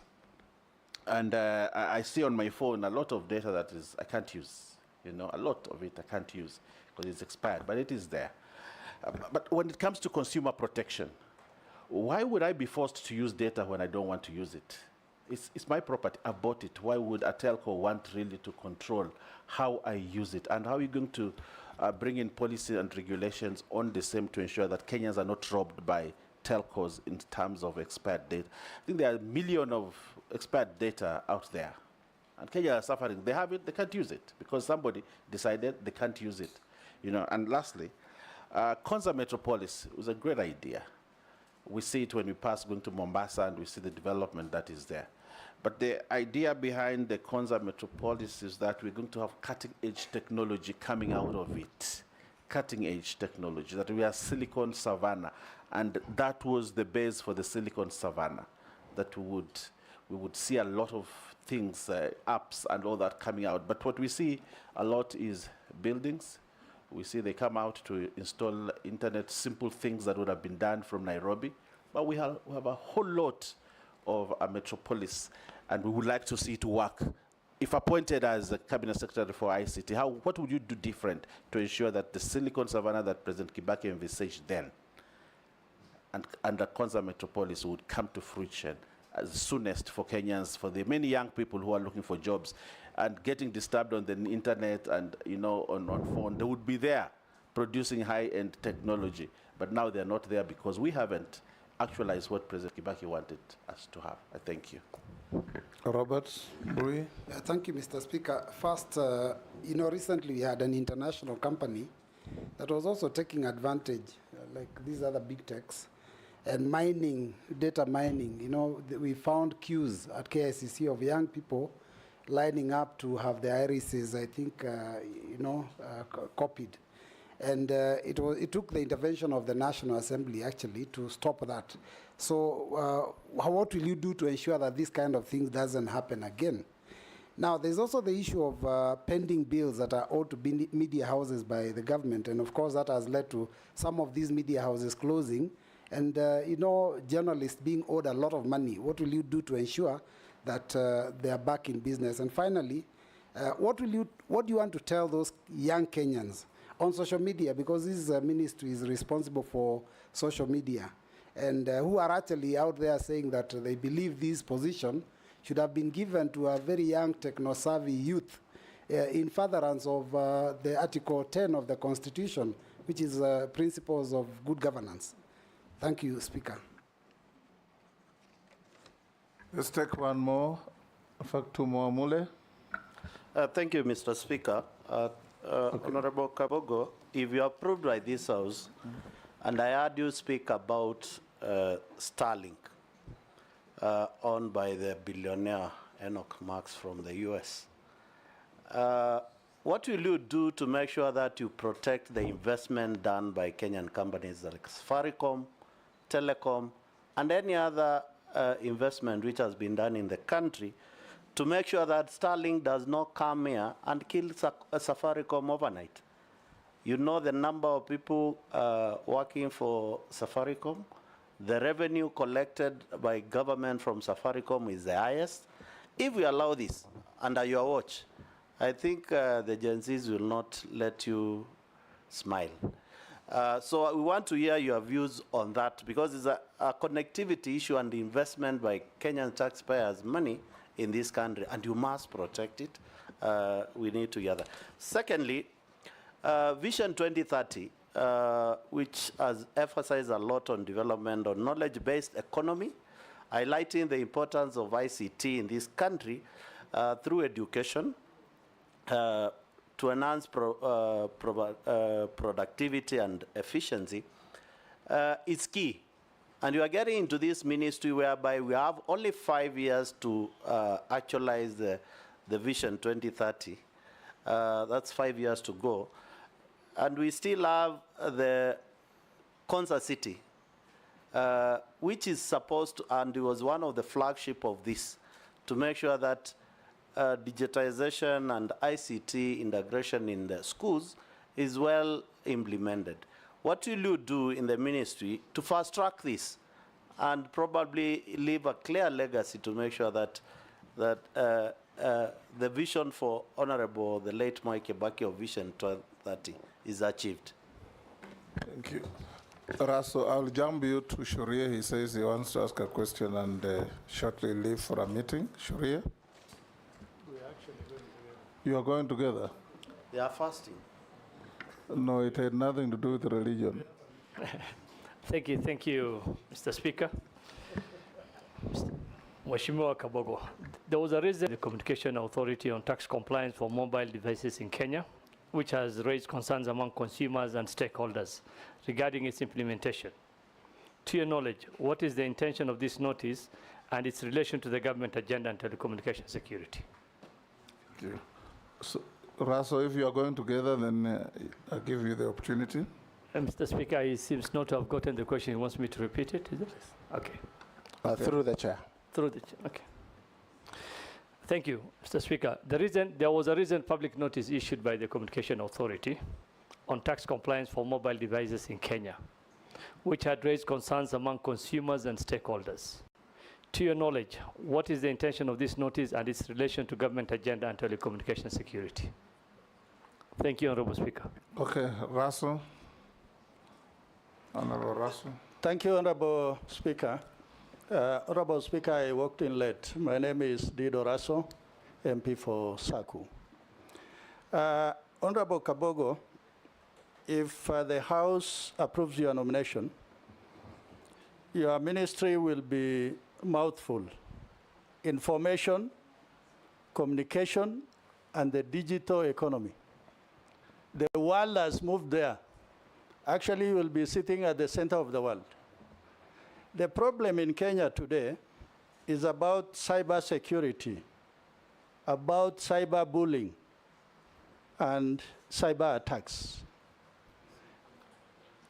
and cyber crime. Currently, we have 20,000 services on eCitizen. If those sites actually are attacked, it means Kenya will be closed for a minute, for a day, even for a month. If you'll be given this position, there's the balance between securing Kenya, but also opening the digital economy for business. How have you placed yourself that Kenya runs, but at the same time, Kenya is secure? Thank you, Honorable Speaker. You can respond to those 4. Thank you, Mr. Those Speaker. 5, actually. Yes. The first one was from, I think, Honorable Baya. Owen Baya. About collective responsibility. That is the issue, the whole world, where collective responsibility is supposed to be. Excuse me, Mr. Speaker. And you talked about a recent situation where a minister of government came out and broadcasted dissent or his dissatisfaction on the issue of abductions. And I simply, from where I sit, and you said I'm a politician, I'm more a leader than a politician, because the politician thinks about the next election and the leader thinks about the next generation. So I belong to that other side. But from where I sit, that was very irresponsible of the Honorable J.B. Mutahi, if I may say so, Speaker, without saying more. If I was, or I were, on his position, or in his position, I would have taken my dissent to the appointing authority. And if I was afraid of facing the appointing authority, I would go to cabinet and air it there. And if I'm not satisfied, tender my resignation. I resign because I don't believe in what the government is doing in terms of abductions. But politicians, that's what they do. I hope I have answered you. Then there was a question of expired data. Mr. Speaker, I personally have been a victim of buying data. And the next week or so, I was told my data had expired. And if you go to my Twitter handle, I did express my concerns to Safaricom. And I said we should stop now using Safaricom. At that point in time, that was my belief. And I explained that you cannot go to a shop, Mr. Speaker, and buy sugar, and then come to my house and tell me how not to use or how to use that sugar. And I think I want to inform the member, since then, I really had a back and forth with Safaricom. Now they give you an option of buying, I'm not speaking for Safaricom, but they have an option of you buying data without expiry or data with expiry. So ujitume, ununue, whatever it is that you feel is good for you. But that is, it was very disappointing for me that day, and I believe for most Kenyans. Mr. Speaker. Yes, Owen. I mean, I think we need a policy, because if you make expirable data more expensive and data that does not expire cheaper, then what you're doing is you're robbing citizens. So I think we need a policy to stop this daylight theft, because there's something called consumer protection in this country. And I think the Minister of ICT owes this country a duty of care to protect consumers of data, to just have non-expirable data. Thank you. So Mr. Speaker, I agree entirely with the member. And if I'm confirmed, I'll fix it. I'll fix it. Go ahead, Robert Mbui's question. Yeah, the other part of Honorable Baya's question was on the Konza city. Yes. Mr. Speaker, you realize that this was a dream 16 years ago. And things were different 16 years ago. And from where I sit, if I'm confirmed and going, we shall put the issue of Konza City on the table and reevaluate whether the original dream still stands and what it is we need to do with the very huge investments that have been put in Konza. And as a businessman, I have asked myself time and again, why haven't I ever thought of going to Konza and invest there as an astute Kenyan businessman? And in my mind, Mr. Speaker, is that there is nothing attractive from the businessman point of view. because I've seen others come up in Dubai. I have invested there. I've seen others in other places of the world. So really, Mr. Speaker, we need to reevaluate the concept of Konza City. A lot of money has been put in Konza on infrastructure. Phase 1, almost 95% complete. But my question is, what is it we need to do to make Kenyans themselves and foreign investors be attracted to investing in Konza? You know, Nairobi is competing with Konza. So we must have an incentive scheme that sends people and international investors into Konza, like tax holiday, duty-free status, land available at almost zero rate so that they can put huge investments, is to create the demand and the need of people to invest in Konza. And that would be a game changer. There's something in the world that is happening now called tokenizing. We can raise money from public and from investors and buy tokens for Konza so that it can build itself. But always when it's a government project, people tend to want to go slow on again, bureaucracy, again, the way decisions are made. I have had a little bit of a briefing on Konza, and there are many things that we will put on the table and see whether we still have to do business that way. I'm told Konza City is building hubs. The 1450 or the first 100 hectare, which is the authority responsible with connectivity, will do internet. Konza will do the structure, and hectare will connect, from what I understand, and then probably give an ISP to run. Is it really the right thing to do for Konza, to build these hubs or concentrate on the core mandate of Konza? This is questions I will need to ask until I'm convinced that that is the way to do this business. So there's a lot that will be on the table of the ICT minister in as far as Konza City is concerned. Because 16 years ago, it was a great idea to have Konza as one smart city. But today, you would see that we need to devolve and have smart cities almost in every county. And that's the way the world is going today. Why don't we have the Elon Musks of this world investing in Konza City? Do we risk losing the total amount of money that has been invested in Konza? Then there is land being given. For how long has this land being given has been going on? What is the criteria? Are these people going to invest, or they are people who speculate? These are things that the ministry needs to look into and reorganize Konza the year today and not 16 years ago. That's from an outsider's point of view. Data mining. This is something that I'm not sure who asked, but this is something that you're not sure? You're not paying attention? Sure. Second?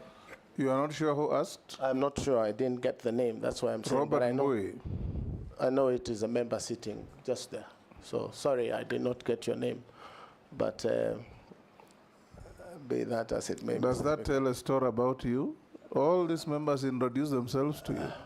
Mr. Speaker, sometimes you do not hear the pronunciation of the name, so I do not want to take the risk of calling someone in a name that is not their name. And the name tags are also there.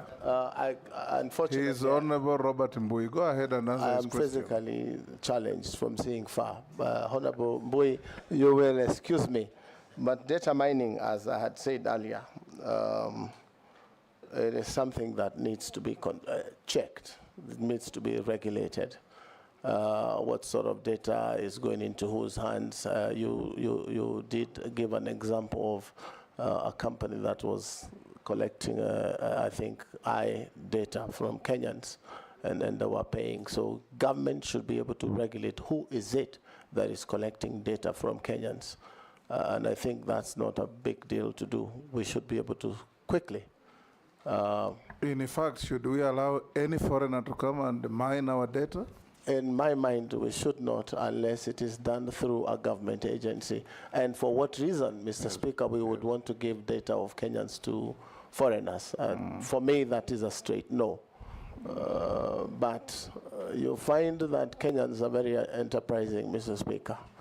When the rumor was that you will get 10,000 shillings after you register, sometimes Kenyans don't give a damn of some of those things as long as there is some enterprise happening. So we should be able to engage people and them understand that it is wrong for them to give data to anyone. So I want to tell Kenyans to be careful on who you allow to take information from yourself. But if we have rules and regulations on how this thing is done, it can be controlled. Now, Mr. Speaker, I think it's Honorable Mule. I got... Yes, Robert? You haven't finished my questions on pending bills and what Kenyans on social media are saying about this docket.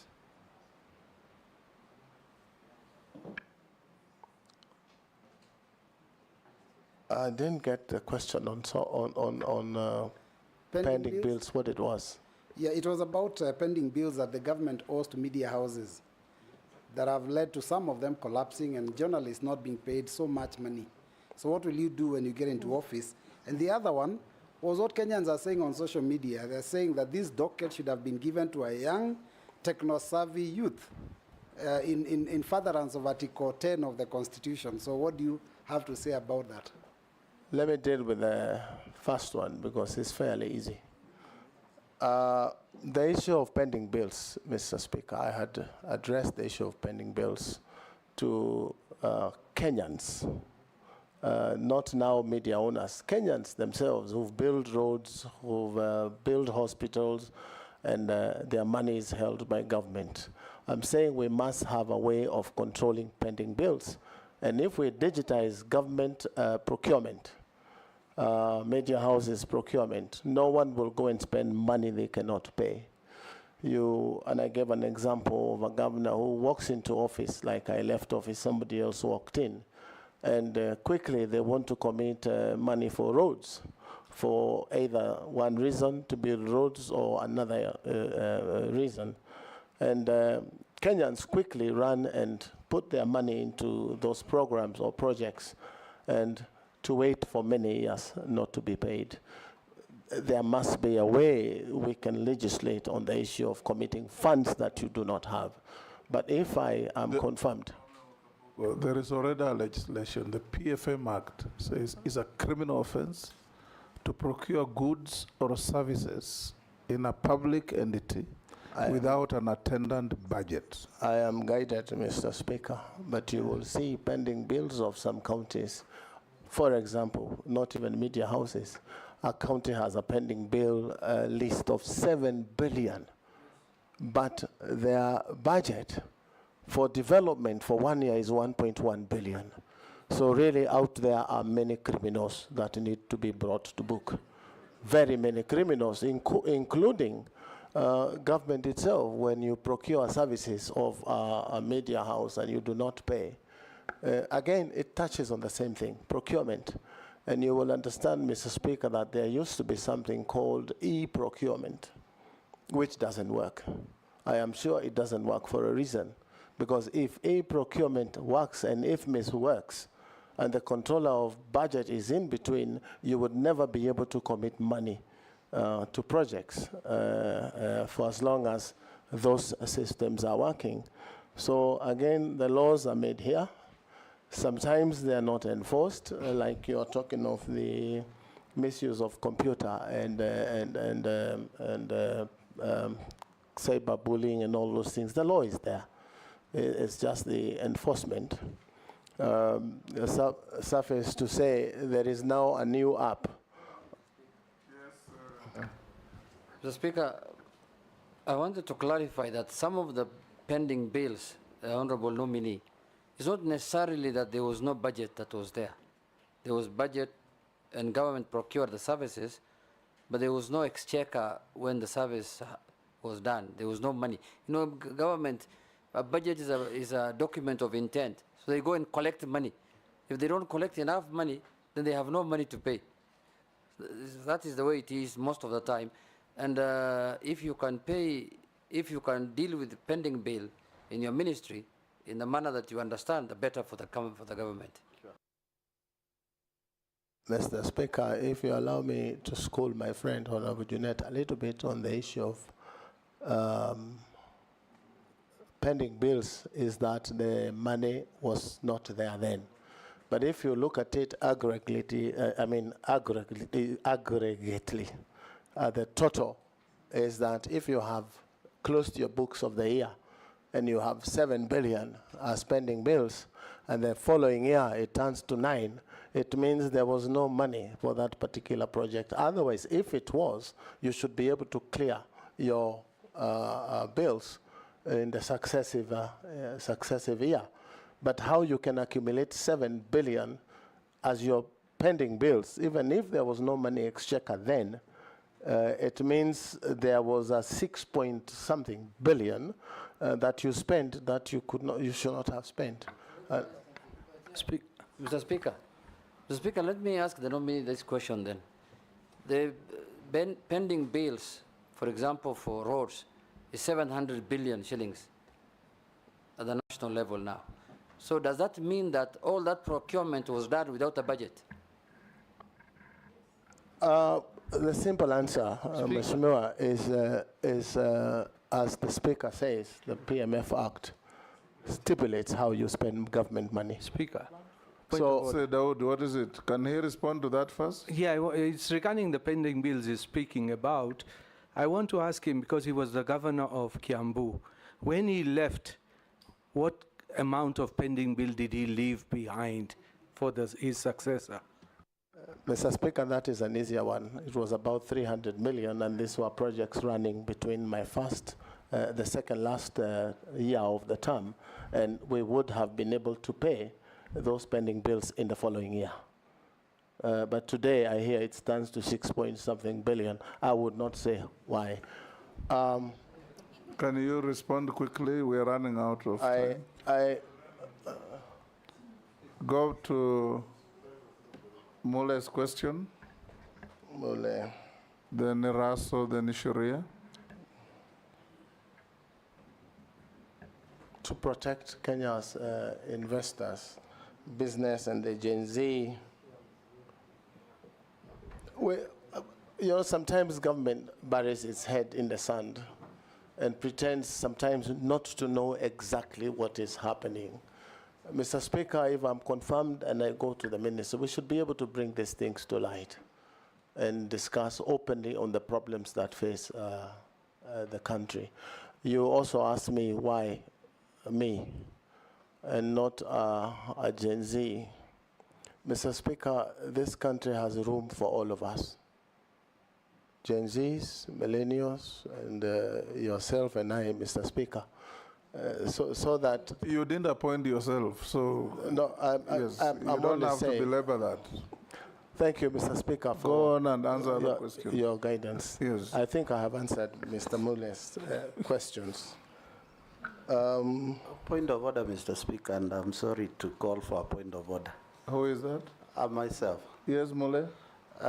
Maybe I can repeat my questions to the nominee because he seems to have lost track of the question. My first question was, earlier you had alluded that you can have a discussion with Starlink. And Starlink, introduction of Starlink in this country will definitely kill Safaricom tomorrow. Yes.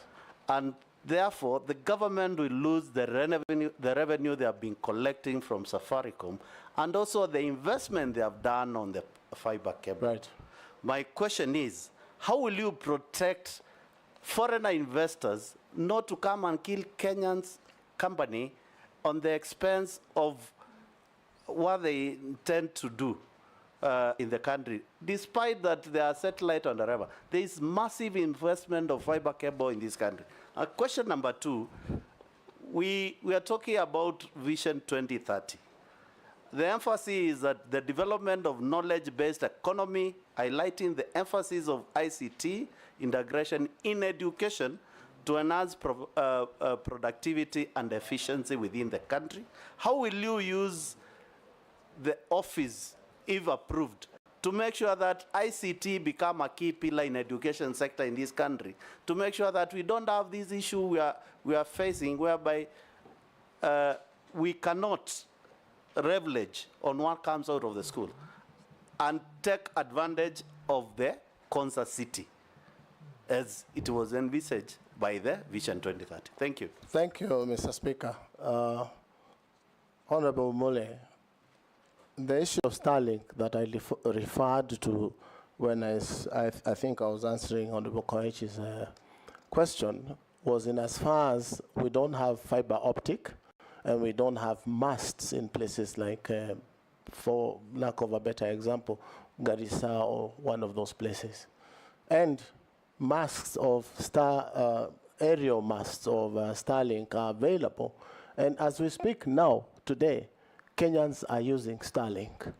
I am told by CA, the regulator, that they are in talks with Starlink on conditions that they've been given to work in Kenya. And I'm sure those conditions will surface in the matter that you raise. It's also important to understand that most of the investors in this field are also foreign, and they are private businesses. As a businessman, where I stand, we should be able to create a fair playing ground and competition for businesses, because again, it will be unfair to protect some modern and innovative ideas from coming into society like Kenya, simply because we would want to protect. I'm sure the regulator should be able to find a balance where we do not lock out. I will tell you that from where I sit, I know that Starlink has given a lot of work in Nairobi in terms of connectivity until they do not have the frequency anymore. But Kenyans, as innovative as they are, they're able to go to Meru, buy a Starlink dish and activate it in Meru and bring it back to Nairobi. One is the speeds that Kenyans are talking about, because you will get speeds of up to 200 Mbps on a 2,800 fee, and that is what Kenyans want, value for money. So we should be able to strike a balance on those things. Education part of it. I'm sure that if I am confirmed, we should be able to set out a curriculum that will be used in TVETs, used in the constituency hubs and in the ward hubs as training centers for Kenyans to acquire the necessary skill as one of the pillars in the master plan for ICT and digital economy, and then use the young innovators, the young Gen Zs and others to be able to start their own small hubs where every corner of the country a Gen Z will be involved in digital enterprise for their own good. So that's my take. There was a question from Shuria about the CA tax compliance. I'm not sure exactly what that was. If I can get yeah?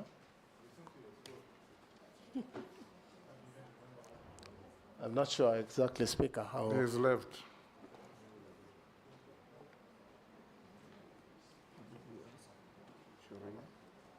Go to the next by Yes, there Russell. was a question by, I think, Mheshimiwa from SACCO. Problem of cyberbullying and attacks, especially the threat on the 20,000 services on e-citizen. Again, Mr. Speaker, this is the issue of control and regulations of what so that we can create firewalls and things like that that stop interference and hacking of government services. And it has happened in the first world, and we should be able to do that ourselves here in Kenya. So we should be on the forefront in making sure that these services are free from interference from hackers, attackers, and bullies. Rahab, you'll pass. Mishi? Thank you, Honorable Chairman. Honorable Chairman, much of the vital questions have already been asked, but I'll just ask a few of them. My first question is on the internet outage by service providers, which often disrupt businesses, education, and access to critical services, leading to significant consumer losses. If approved, what policies or regulations will you implement to ensure internet service provider compensate users for prolonged outages? Furthermore, how will your ministry enforce service level agreements to guarantee reliability and accountability from providers? My second question, our constitution envisage right to information, and as Parliamentary Service Commission, being one of the commissioners, we have a dream of ensuring that Kenyans can follow live proceeding in our parliament, both the houses, that both in the chamber and also in our committee meeting. We have tried, but we have limited resources. Do you think there is a room for collaboration between your ministry and Parliamentary Service Commission to ensure that we actualize this dream? And my last question is to appreciate and consider the recent completion of the Mombasa to Malaba fiber project aimed at enhancing connectivity. My question will be, what specific programs are you going to put in place to ensure that the local communities can benefit, and in particular, the youth within those counties where we have that project of Mombasa Malaba fiber project, to ensure at least we have like digital literacy and access on online opportunities? Thank you, Honorable Chairman. Yes, Nominee. Thank you, Chair. On the issue of internet outage, again, this is a big problem in the country, and every time you call these providers, they have stories that they are not aware. So we probably may need to do some regulations that and ask every provider to be able to monitor outage.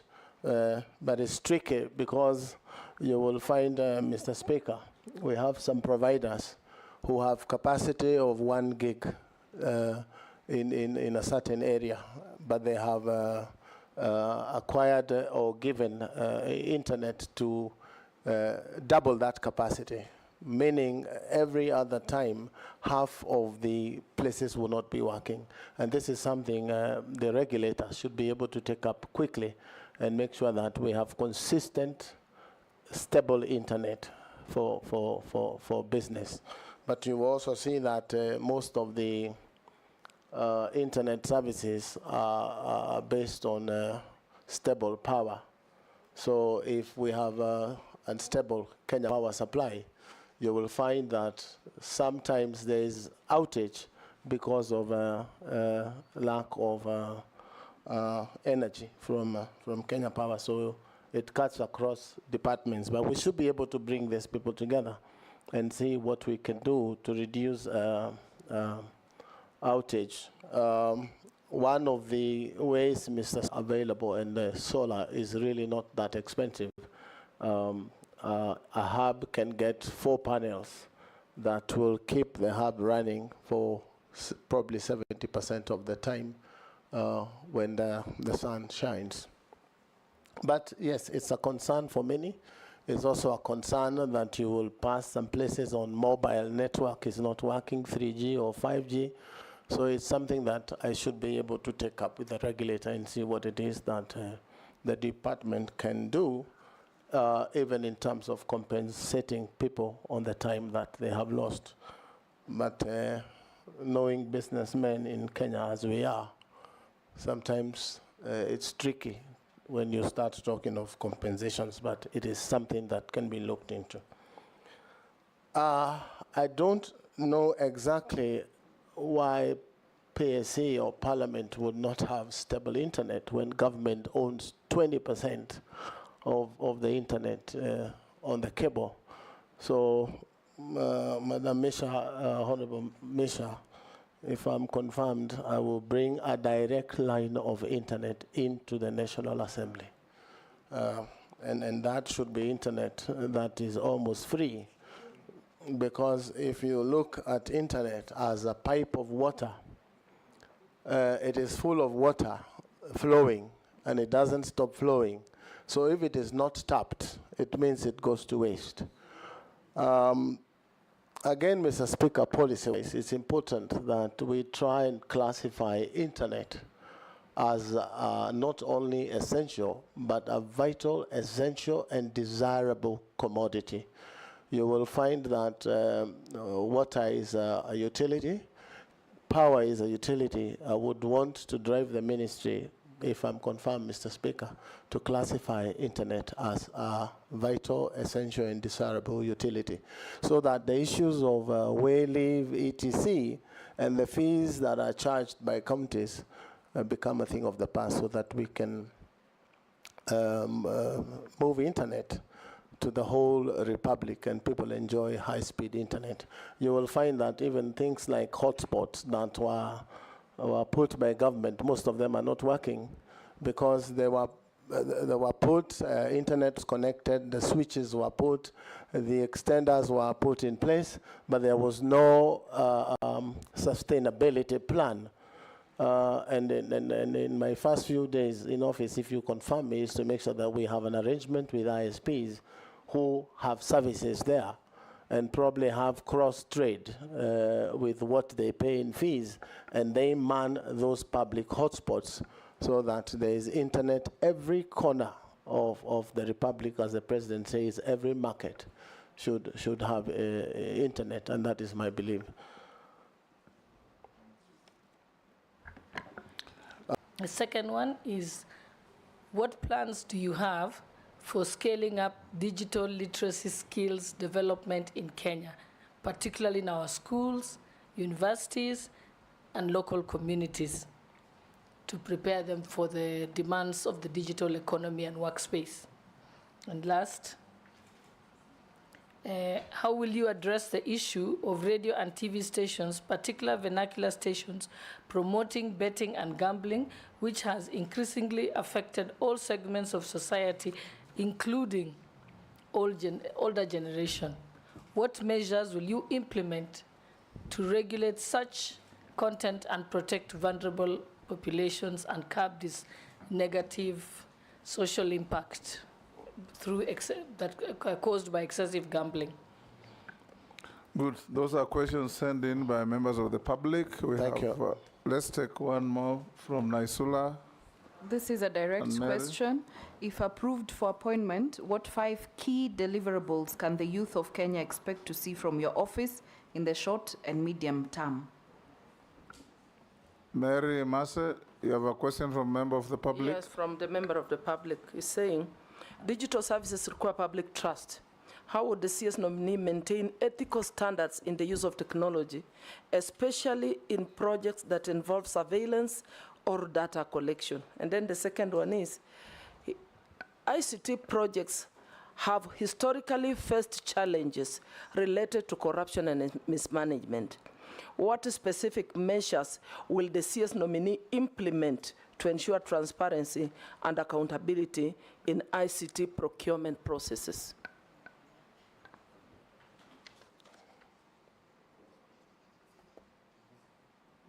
Yes, the first one was on the balancing of digital economy regulations and monopoly. As I said earlier, Mheshimiwa Deputy Speaker, we have to balance and create regulations that look on both sides of the device, but bringing all stakeholders together and discussing these issues sometimes is the easier route, so that people understand the parameters. Again, we may have laws, but they are not followed. I'm sure even in bullying, CA has come up with an app that helps you report these things, but not many people know about it.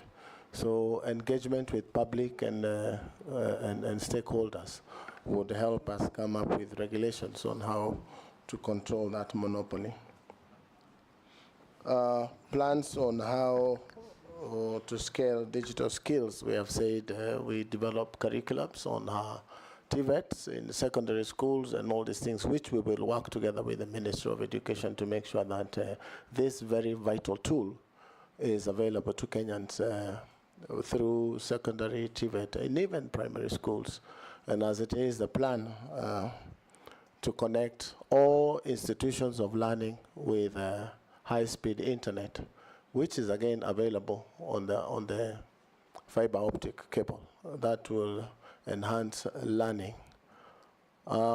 We can also involve the young that are educated, very many of them in the streets, as ICT ambassadors in constituencies who may be employed by the ministry to run these programs even online, so that it's not confined only to institutions.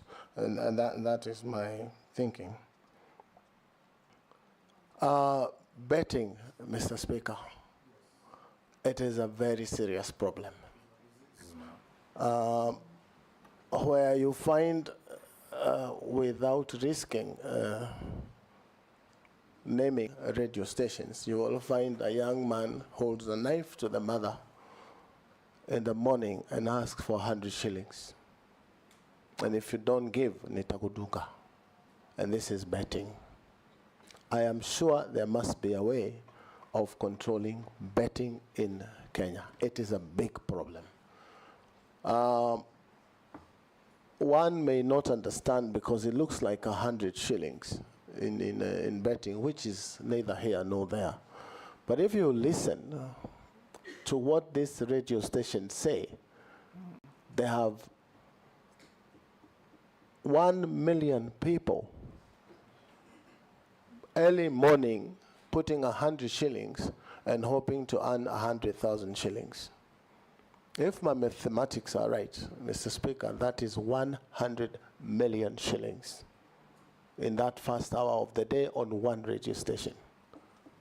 And what is paid back in total is about 10 million shillings. So we have people making Kenyans poorer every day, and Kenyans have hope in making 10,000. But they don't understand that 100 million shillings has been collected.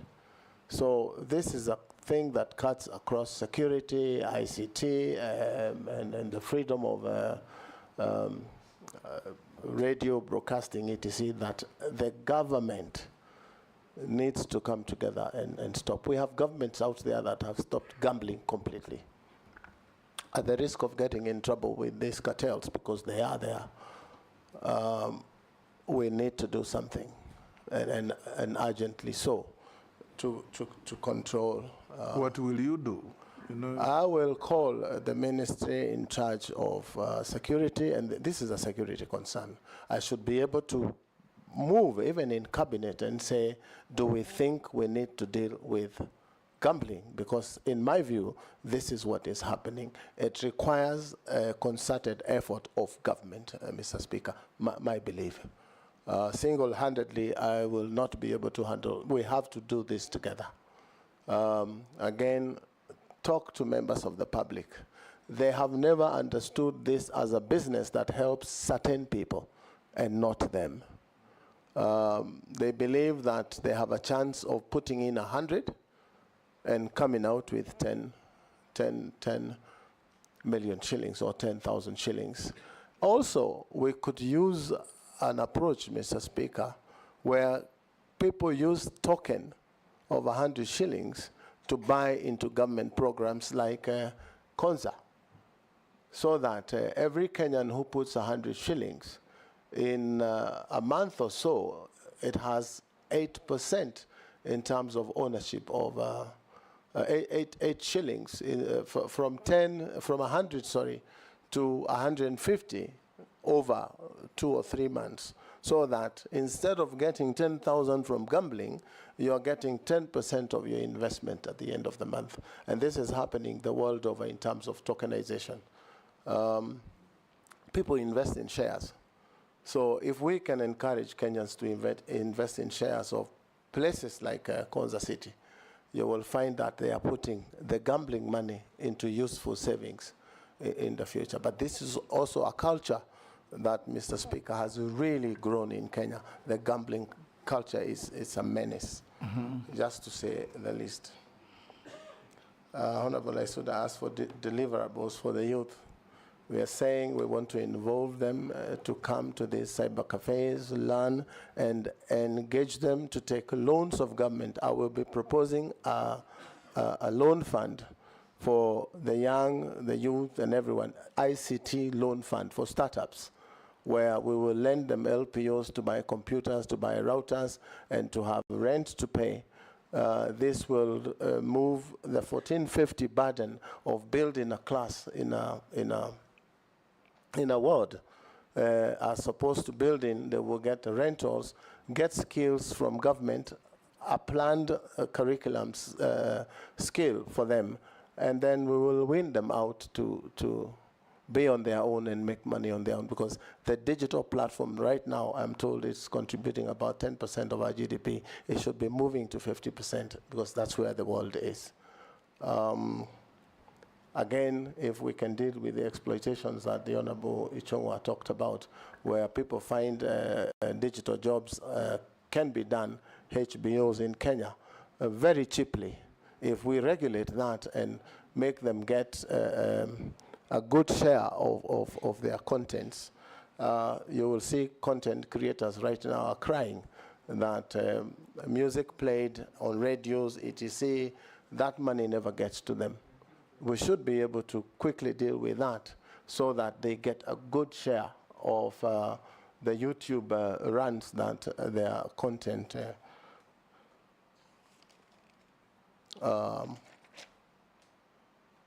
transparency.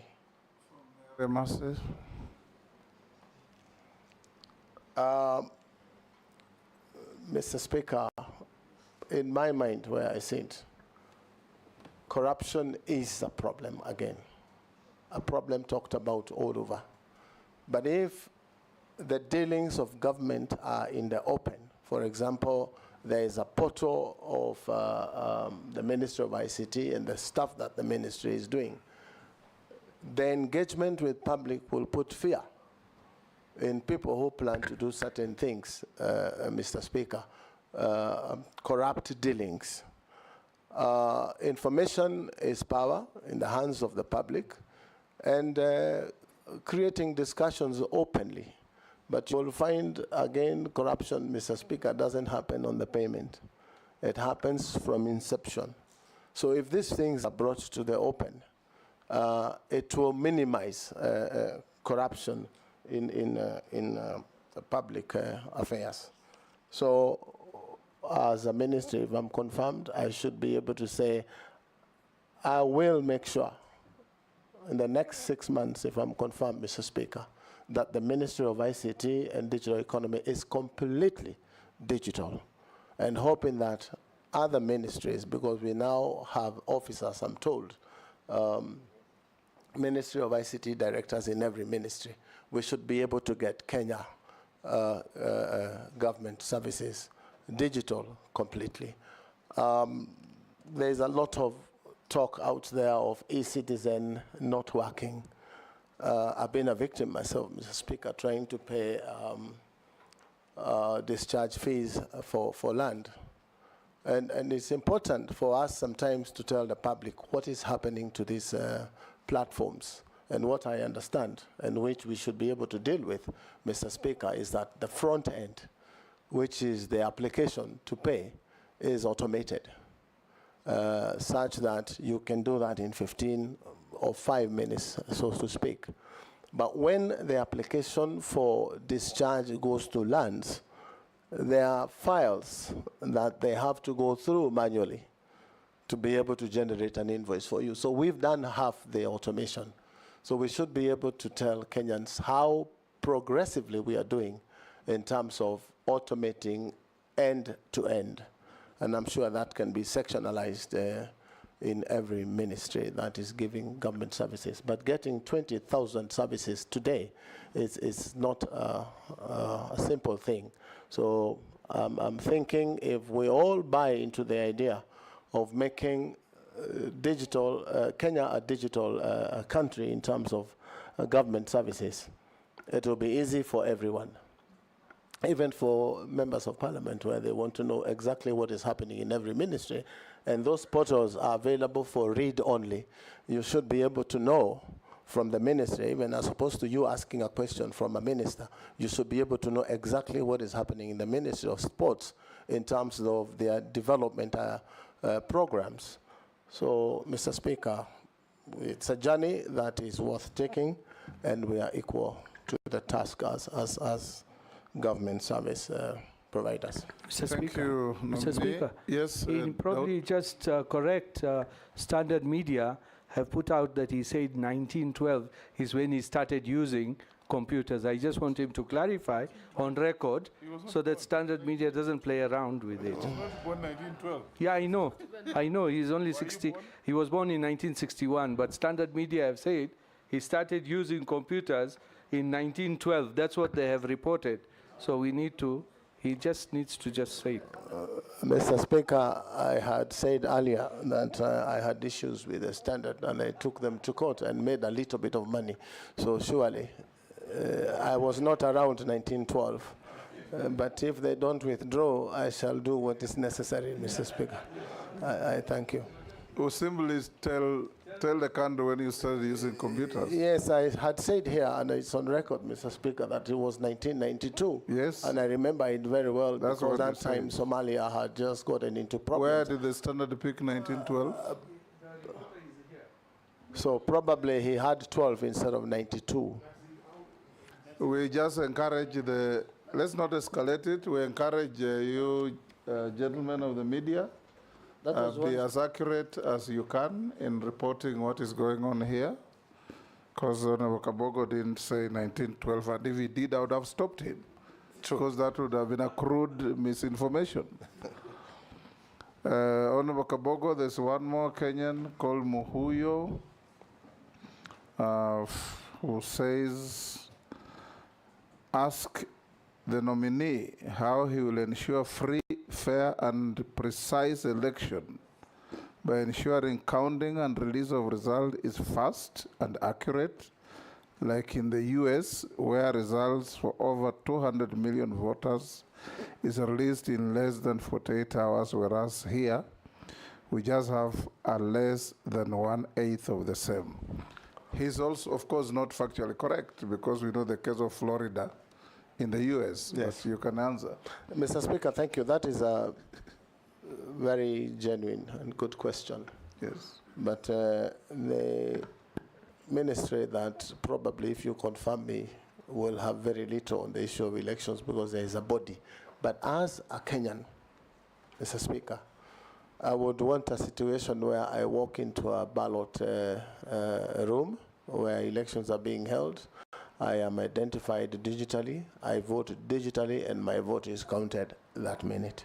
That is a dream that every other politician who has suffered things like I have suffered on issues of elections, it will be a thing of the past, but it's a dream for many countries. Before I come to the final issues, Honorable Kabogo, as a Kenyan, and if you are confirmed, you've been repeatedly asked here about cyberbullying, pornography, and dirty material on the net that's accessed by our children.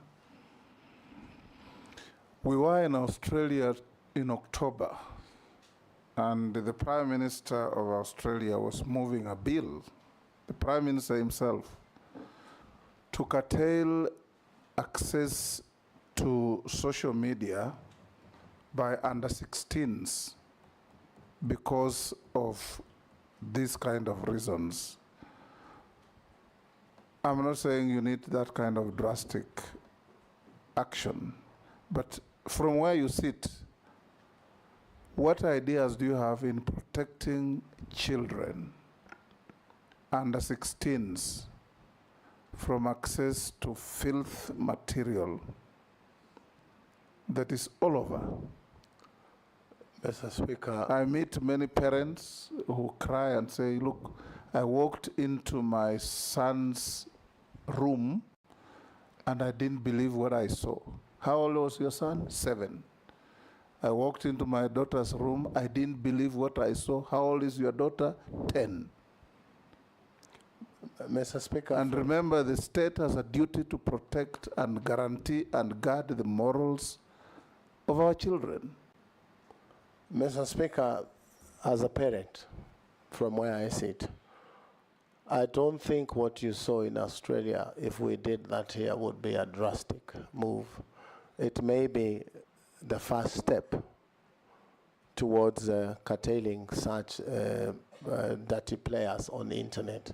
The other thing is create very strict regulations for people like Facebook or TikTok, because they are on platforms, so that Kenya has a negotiation and an agreement with those platforms that they cannot do this, because even doing the law, as Australia is planning to do, enforcement, Mr. Speaker, is one challenge. But I would prefer to recommend to Cabinet that such a law be put in place ASAP, because what is out there is really shocking. And we cannot deal with the morals and teach children morals if this is what they see on the internet. It gets to a point, as a parent, you wish that there was no internet. You wish there was no social media, because of the exposure of these things in the minds of children. So it's a bad problem. It's worse than gambling. It is really bad. And as minister, if I'm confirmed, Mr. Speaker, I know there's a lot of money that these companies spend to stay afloat. But as a country, if we take a stand that this cannot happen in Kenya, and a drastic move is taken to ban one of them, then the rest will toe the line. If you see the debate on TikTok and between America and China, you will see that money is really moving, but something positive is about to happen.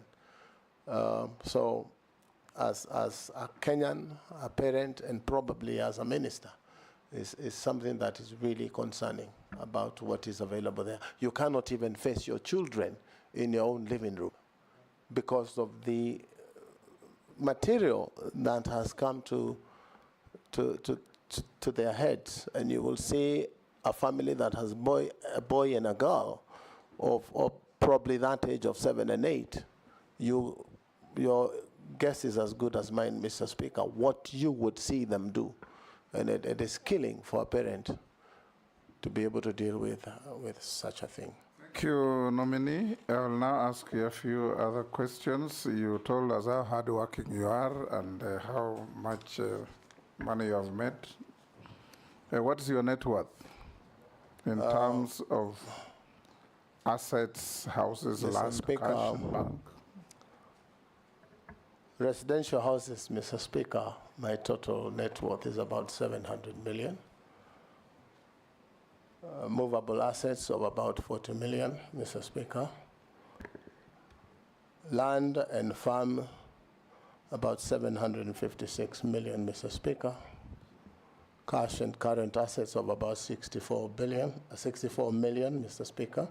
Beg your pardon. And interest and shares in companies, approximately 1.5 billion. So a total of about 3.01 billion, Mr. Speaker. Yes. Conservatively, Mr. Speaker. Conservatively, you are worth over 3 billion. That's what you said, yes. Thank you, Mr. Speaker. Have you ever been convicted? Yes, Junet. Mr. Speaker, when I listened to the presentation on the issue of net worth, the nominee said he has a movable assets. I suspect that should be vehicles and such things. Yes, for Mr. 40 Speaker. million shillings. Yes, Mr. Speaker. Only? Conservatively, yes, sir. Yeah, I saw another vehicle that looks very ugly. I thought that alone is 40 million. The one that on the road, you remember?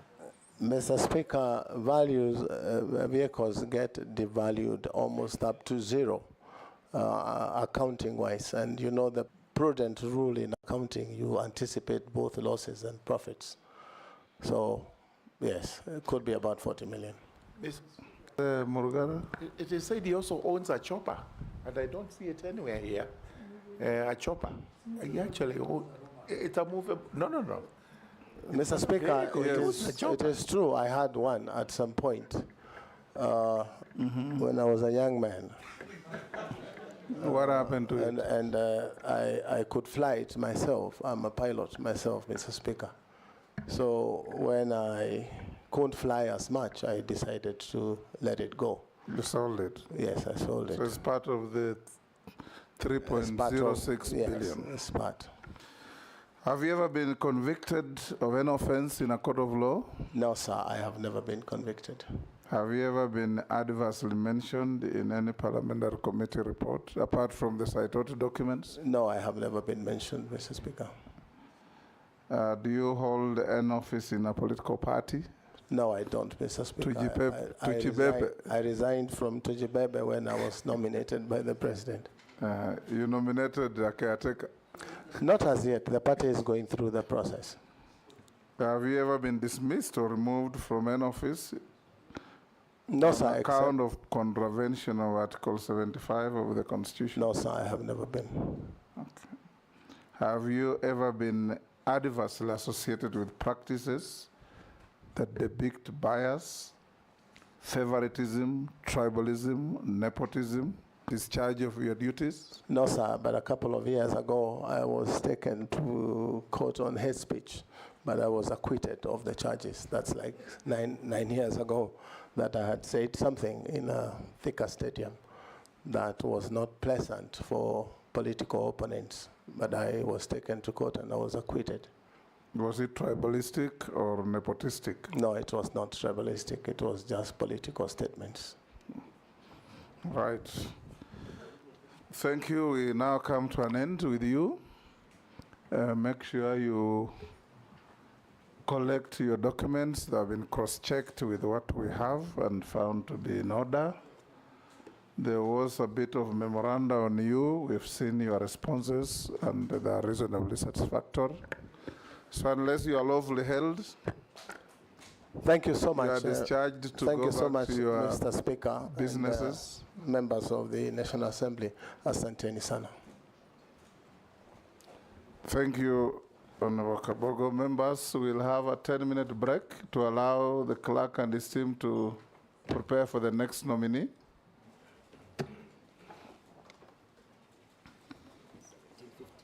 Yeah. So we resume at 5:50, 10 to 6.